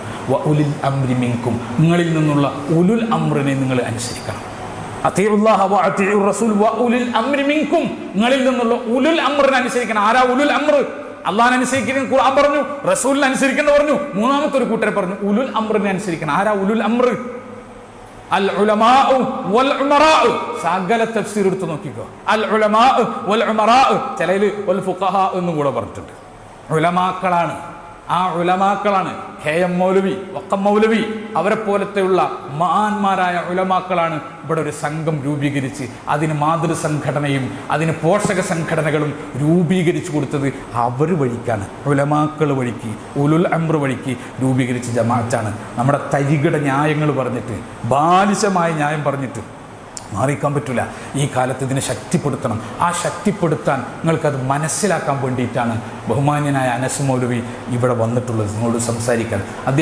അദ്ദേഹത്തിൻ്റെ സംഭാഷണം കുറച്ച് വിശാലമായി നിങ്ങൾക്ക് ഇസ്ലാഹി പ്രസ്ഥാനം എന്താണെന്ന് നിങ്ങൾക്ക് മനസ്സിലാവണം, നിങ്ങളെ ദൗത്യം എന്താണെന്ന് മനസ്സിലാക്കണം. അതിന് വേണ്ടിയിട്ട് അല്പം വിശദമായി തന്നെ നിങ്ങളെ പഠിപ്പിക്കുകയാണ്, വിഷ്വൽ പ്രസൻറ്റേഷനിലൂടെ പഠിപ്പിക്കുകയാണ്. നിങ്ങളാരും പോകരുത്. എനിക്ക് നിങ്ങളോട് റിക്വസ്റ്റ് ചെയ്യാനുള്ള കാര്യം, നിങ്ങളാരും പോകരുത്. നിങ്ങൾ ഈ ബെഞ്ചുമ്മ കിടന്നു ഉറക്കം തൂങ്ങി ഇവിടെ കിടന്നോ, വല്ലാണ്ട് ഉറങ്ങും. 12 മണിക്ക് ഇത് തീരുന്നുള്ളൂ, 1 മണിക്ക് ഇത് തീരുന്നുള്ളൂ. 1 മണിക്ക് നിങ്ങൾ ആ ബെഞ്ചിൽ കിടന്ന് ഉറങ്ങിക്കോ. ഈ മജ്ലിസിൽ നിങ്ങൾ ഉണ്ടായിക്കൊള്ളണം. മലക്കുകൾ നിങ്ങളെ കണ്ടുകൊണ്ടിരിക്കണം. നിങ്ങൾക്കറിയാലോ ദിക്റിൻ്റെ മജ്ലിസിൻ്റെ കാര്യം അറിയാലോ. റസൂലുള്ള പറഞ്ഞു, ഒരുത്തനിങ്ങനെ വഴിയിൽ കൂടെ പോയിരുന്നു, അവനും കയറിയിരുന്നു, അവനും പുറത്തുകൊടുത്തു. അപ്പോൾ സഹാബികൾ ചോദിച്ചു, അവന് മജ്ലിസ് ആഗ്രഹിച്ച് വന്നല്ലോ? അല്ല, ആ മജ്ലിസ് കണ്ടപ്പോൾ അവനും കയറിയിരുന്നു, എന്നിട്ട് അവനും അല്ല പുറത്തുകൊടുത്തു. അവന് വേണ്ടി മലക്കുകൾ ദുആ ചെയ്തു. അതുകൊണ്ട് വിട്ടുപോകരുത് എന്ന് ഞാൻ അഭ്യർത്ഥിക്കാണ്. ഇനി ഭക്ഷണം കഴിഞ്ഞാൽ അനസ് മൗലവിൻ്റെ ക്ലാസ് തുടങ്ങും. ആ ക്ലാസ് ശ്രദ്ധിക്കുകയും പഠിക്കുകയും ഇന്ന് തീരുമാനിക്കണം. എൻ്റെ ദൗത്യം, നിങ്ങളുടെ ദൗത്യം. കഴിയുന്നത്ര മതി, ആകാശം മറിക്കൊന്നും വേണ്ട, കഴിയുന്നത്ര മതി. പെണ്ണുങ്ങളെ നിങ്ങളും തീരുമാനിക്കുക. നിങ്ങളോട് ഒറ്റ വസിയത്ത് ഞാൻ പറയണം, നിങ്ങൾ നിസ്സാരക്കാരല്ല. നിങ്ങളെ പറ്റിയിട്ട് നിങ്ങൾ നിസ്സാരക്കാരാണ് എന്ന് വിചാരിച്ചിട്ട് നിങ്ങൾ ഇരിക്കരുത്. കാരണം നിങ്ങളെപ്പോലെ ദീനിനെ കൈമാറാൻ പറ്റിയ ആണുങ്ങൾക്ക് പോലും പറ്റില്ല. ഞാനൊരൊറ്റ ഉദാഹരണം പറയാം. 1980കളിൽ സ്റ്റാലിൻ്റെ നേതൃത്വത്തിൽ സോവിയറ്റ് യൂണിയൻ്റെ വിപുലീകരണം നടത്തി. ലോകത്തിൻ്റെ വ്യത്യസ്ത ഭാഗങ്ങളിലുള്ള രാജ്യങ്ങൾ അവർ കീഴടക്കി. സെൻട്രൽ ഏഷ്യൻ പോയിൻറ്റ്സ് അത് പിന്നെ സോവിയറ്റ് യൂണിയൻ്റെ കീഴിൽ വന്നു. സോവിയറ്റ് യൂണിയൻ്റെ കീഴിൽ വന്നപ്പോൾ 10-12 രാജ്യങ്ങളുണ്ട്. അതിൽ 6 മുസ്ലിം ഭൂരിപക്ഷ പ്രദേശമാണ്. നിങ്ങൾക്കറിയാം, താജിക്കിസ്ഥാനെ പോലെ പിന്നെ ഉണ്ടല്ലോ കുറേ സ്ഥാൻ അല്ലേ? ഏതൊക്കെ? ഉസ്ബെക്കിസ്ഥാൻ, താജിക്കിസ്ഥാൻ, തുർക്ക്മെനിസ്ഥാൻ, അങ്ങനെ കുറേ സ്ഥാനങ്ങളുണ്ട്. ഈ രാജ്യങ്ങളിലൊക്കെ മുസ്ലിം ഭൂരിപക്ഷമാണ്. ആ മുസ്ലിം ഭൂരിപക്ഷ പ്രദേശങ്ങൾ അവർ കീഴടക്കിയപ്പോൾ ക്രിസ്ത്യൻ ഭൂരിപക്ഷ പ്രദേശങ്ങൾ കീഴടപ്പിക്കുമ്പോൾ കമ്മ്യൂണിസ്റ്റുകാർ സ്റ്റാലിൻ്റെ നേതൃത്വത്തിൽ അവിടെ മതനിരാസത്തിനെ പ്രൊമോട്ട് ചെയ്യുകയും മതമില്ലാത്ത സമൂഹമാക്കി മാറ്റുകയും ചെയ്തു. ഇതേപോലെ മുസ്ലിം ഭൂരിപക്ഷ പ്രദേശങ്ങളിൽ അവരെന്ത് ചെയ്തു? മതമില്ലാതാക്കാൻ വേണ്ടി ഹുജൂം എന്ന് പറയുന്നൊരു പദ്ധതി സ്റ്റാലിൻ്റെ നേതൃത്വത്തിൽ അന്ന് നടപ്പാക്കി. ഒരു മുസ്ലിം വീട്ടിൽ ഒരു CID എന്നാണ്. ഒരു മുസ്ലിം വീട്ടിൽ ഒരു സ്റ്റാലിൻ്റെ കമ്മ്യൂണിസ്റ്റ് CID ഉണ്ടാവും. ആ വീട്ടിൽ അറബി ഭാഷ സംസാരിക്കാൻ പാടില്ല, ദീൻ സംസാരിക്കാൻ പാടില്ല, നിസ്കരിക്കാൻ പാടില്ല, ദീനിൻ്റെ ഒരു അസർ ഉണ്ടാവാൻ പാടില്ല, സമ്പൂർണ്ണമായിട്ടും മതം ഉപേക്ഷിക്കണം എന്ന നിർബന്ധ മത ഉപേക്ഷ പദ്ധതി അത് തയ്യാറാക്കി. എന്നിട്ടോ അവിടെ ആരും ദീനിനെ പറ്റി സംസാരിച്ചില്ല. പണ്ഡിതന്മാരൊക്കെ ജയിലിലായി, മദ്രസ അധ്യാപകരൊക്കെ ജയിലിൽ, ഖത്തീമാരൊക്കെ ജയിലിൽ അടച്ചുപൂട്ടി, അറബി ഗ്രന്ഥങ്ങൾ മുഴുവൻ കത്തിച്ചു കളഞ്ഞു, മതപാഠശാലകൾ മുഴുവൻ തകർപ്പണമാക്കി, ബാറുകളാക്കി മാറ്റി. CID എപ്പോഴും ഉണ്ടാവും. പുതിയ മക്കൾക്ക് ദീൻ പഠിപ്പിക്കുന്നുണ്ടോ? അന്ന് 1 വയസ്സും 2 വയസ്സൊക്കെ ആയിരുന്ന മക്കൾ, ആ മക്കൾ അവസാനം പിന്നെ നമ്മുടെ ശീതസമരത്തിന് ശേഷം സോവിയറ്റ് യൂണിയൻ തകർന്നപ്പോൾ പല രാജ്യങ്ങളും ഇങ്ങനെ സ്വതന്ത്രമായ കൂട്ടത്തിൽ ഈ പറഞ്ഞ സെൻട്രൽ ഏഷ്യൻ പോയിൻറ്റ്സ് അവിടുത്തെ രാജ്യങ്ങൾ സ്വതന്ത്രമായപ്പോൾ പള്ളികളിൽ നിന്ന് ബാങ്കുലികൾ ഉയർന്നു, പള്ളികളിലേക്ക് നടന്നുപോയി. ഈ ഹുജൂം എന്ന് പറയുന്ന മതനിരാസ പദ്ധതി അവതരിപ്പിച്ച കാലഘട്ടത്തിൽ ജനിച്ച് 10 വർഷത്തോളം 12 വർഷത്തോളമൊക്കെ വയസ്സായിട്ടുള്ള മക്കൾ പള്ളിയിൽ പോയി ബാങ്ക് കൊടുത്തു, ഇഖാമത്ത് കൊടുത്തു, ബാങ്കിന് ശേഷമുള്ള ദുആ ചെയ്തു. അവർ ദീനിൻ്റെ എല്ലാ അടിസ്ഥാന കാര്യങ്ങളും അവർ പറയാനും പ്രവർത്തിക്കാനും തുടങ്ങി. അന്ന് ലോകത്തിൻ്റെ യൂറോപ്പിൽ നിന്ന് വന്ന പത്രങ്ങൾ അവരെ ഇൻ്റർവ്യൂ ചെയ്ത കുട്ടികളെ. അവരോട് ചോദിച്ചു, മക്കളെ, ഒരു വാക്ക് ഉച്ചരിക്കാൻ പറ്റാൻ നിങ്ങളെ പഠിപ്പിക്കാൻ സമ്മതിക്കാതെ സ്റ്റാലിൻ്റെ CID വീട്ടിലിരുന്നിട്ട് നിങ്ങൾ എങ്ങനെയാണ് ഷഹാദത്ത് കലിമ പഠിച്ചത്? നിങ്ങൾ എങ്ങനെയാണ് ബാങ്ക് കൊടുക്കാൻ പഠിപ്പിച്ചത്? നിങ്ങൾ എങ്ങനെ ബാങ്കിന് ശേഷമുള്ള ദിക്റും ദുആയും പഠിച്ചത്? എങ്ങനെ ഇത് പഠിച്ചു എന്ന് ചോദിച്ചപ്പം ആ മക്കൾ പറഞ്ഞത് എന്താ അറിയോ? രാത്രിയുടെ ഇരുട്ടിൽ അണഞ്ഞ വെളിച്ചത്തിൽ CIDയുടെ കാതുകൾ കേൾക്കാതെ എൻ്റെ ഉമ്മ എൻ്റെ ചവിട്ടിൽ പഠിപ്പിച്ചു തന്നു. അശ്ഹദു അല്ലാ ഇലാഹ ഇല്ലല്ലാഹ് വ അശ്ഹദു അന്ന മുഹമ്മദർ റസൂലുള്ളാഹ്. മോനെ, പറയണ ഷഹാദത്ത്. അങ്ങനെ 3 വയസ്സുള്ള 2 വയസ്സുള്ള 5 വയസ്സുള്ള മക്കളെ മാറോട് ചേർത്ത് വെച്ച് ആ സെൻട്രൽ ഏഷ്യൻ പോയിന്റ്സിലെ മുസ്ലിം ഉമ്മമാർ ഷഹാദത്ത് പഠിപ്പിച്ചു. അവർ ഇസ്ലാമിന്റെ വാക്യങ്ങൾ പഠിപ്പിച്ചു, ദുആയും ദിക്റും അനുഷ്ഠാന കർമ്മങ്ങളും പഠിപ്പിച്ചു. അവസാനം രാജ്യം സ്വതന്ത്രമായപ്പോ നേർക്ക് നേരെ പള്ളികളിലേക്ക് ഇറങ്ങി ചെന്നിട്ട് ആ മക്കൾ അവിടെ വെച്ച് പിന്നെ ബാങ്ക് കൊടുത്തു, ഇഖാമത്ത് കൊടുത്തു, നമസ്കാരം നിർവഹിച്ചു. ഫാത്തിഹയും നമസ്കാരത്തിലെ പിന്നെ ദുആകളും ദിക്റുകളും അവർ ചൊല്ലി നമസ്കരിച്ചത് ലോകം കണ്ട് ഞെട്ടി. ആരാ ഞെട്ടിയത്? ആരുടെ പവറാണ് കണ്ടത്? ആണിന്റെ പവറല്ല, പെണ്ണിന്റെ പവർ, മുസ്ലിം പെണ്ണിന്റെ പവർ. അതുകൊണ്ട് ദൗത്യം നിങ്ങൾക്കുണ്ട്, പ്രധാനപ്പെട്ട ദൗത്യം. നിങ്ങളെ മക്കൾ പോരാളി മക്കൾ നല്ല മക്കളാവണമെന്ന് ഞാൻ ഇനി പറയില്ല. കാലം കഴിഞ്ഞ്. പണ്ട് നമുക്ക് പറയായിരുന്നു നല്ല കുട്ടികളാക്കി വളർത്തണം. പോരാ, നല്ല കുട്ടികളാക്കി വളർത്തിയാൽ പോരാ, ചീത്ത കുട്ടികളെ ചീത്ത വിളിക്കുന്ന കുട്ടികൾ കൂടി ആവണം. തെമ്മാടികളെ എതിർക്കുന്ന കുട്ടികൾ കൂടിയാകണം, സമരം ചെയ്യുന്ന കുട്ടികളാകണം. അങ്ങനെ വളർത്തണം. സെൻട്രൽ ഏഷ്യൻ പോയിന്റ്സിലെ ഉമ്മമാര് പ്രസവിച്ച് മാറിൽ കടത്തിയിട്ട് ചെവിട്ടിൽ ഷഹാദത്ത് ചൊല്ലിയിട്ട് വളർത്തിയെടുത്ത മക്കളുണ്ടല്ലോ, ആ മക്കളെ പോലത്തെ മക്കൾ ഇനി ഈ തൃപ്പേക്കുളത്ത് നിന്നും ഈ കൊടുങ്ങല്ലൂർ മണ്ഡലത്തിൽ നിന്നും നമ്മുടെ മക്കൾ ഉണ്ടാവണം. അല്ലാതെ ഒരു രക്ഷയില്ല കേട്ടോ, അല്ലാതെ ഒരു രക്ഷയില്ല. അല്ലാഹു സുബ്ഹാനഹു വതആല നമുക്ക് തൗഫീഖ് നൽകി അനുഗ്രഹിക്കുമാറാകട്ടെ. നമ്മളും നമ്മുടെ മക്കളും ഖിയാമത്ത് നാൾ വരെ നമ്മുടെ കുടുംബ പരമ്പരകളിൽ നിലനിൽക്കുന്ന എല്ലാ മക്കളെയും അല്ലാഹു സുബ്ഹാനഹു വതആല നന്മയുടെ പോരാളികളും തിന്മയെ എതിർക്കുന്ന പോരാളികളും തിന്മക്കെതിരെ സമരം ചെയ്യുന്ന പോരാളികളുമാക്കി തീർക്കുമാറാകട്ടെ. അവരുടെ പോരാട്ടം അല്ലാഹു സ്വീകരിക്കുമാറാകട്ടെ. അല്ലാഹു സുബ്ഹാനഹു വതആല നമ്മുടെ മരണശേഷം നമ്മുടെ ഖബറുകളിലേക്ക് നമുക്ക് പ്രതിഫലം നിറച്ചു തരുന്ന സന്താന പരമ്പരകളെ ഖിയാമത്ത് വരെ അല്ലാഹു നമുക്ക് നിലനിർത്തി അനുഗ്രഹിക്കുമാറാകട്ടെ. റബ്ബന ആതിന ഫിദ് ദുനിയ ഹസന വഫിൽ ആഖിറതി ഹസനത വഖിന അദാബൻ നാർ.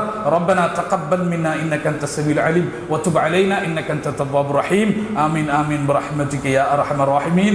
വആഖിറു ദഅവാനാ അൽഹംദുലില്ലാഹി റബ്ബിൽ ആലമീൻ വസ്സലാത്തു വസ്സലാമു അലാ ഖാതമിൽ അംബിയാഇ വൽ മുർസലീൻ.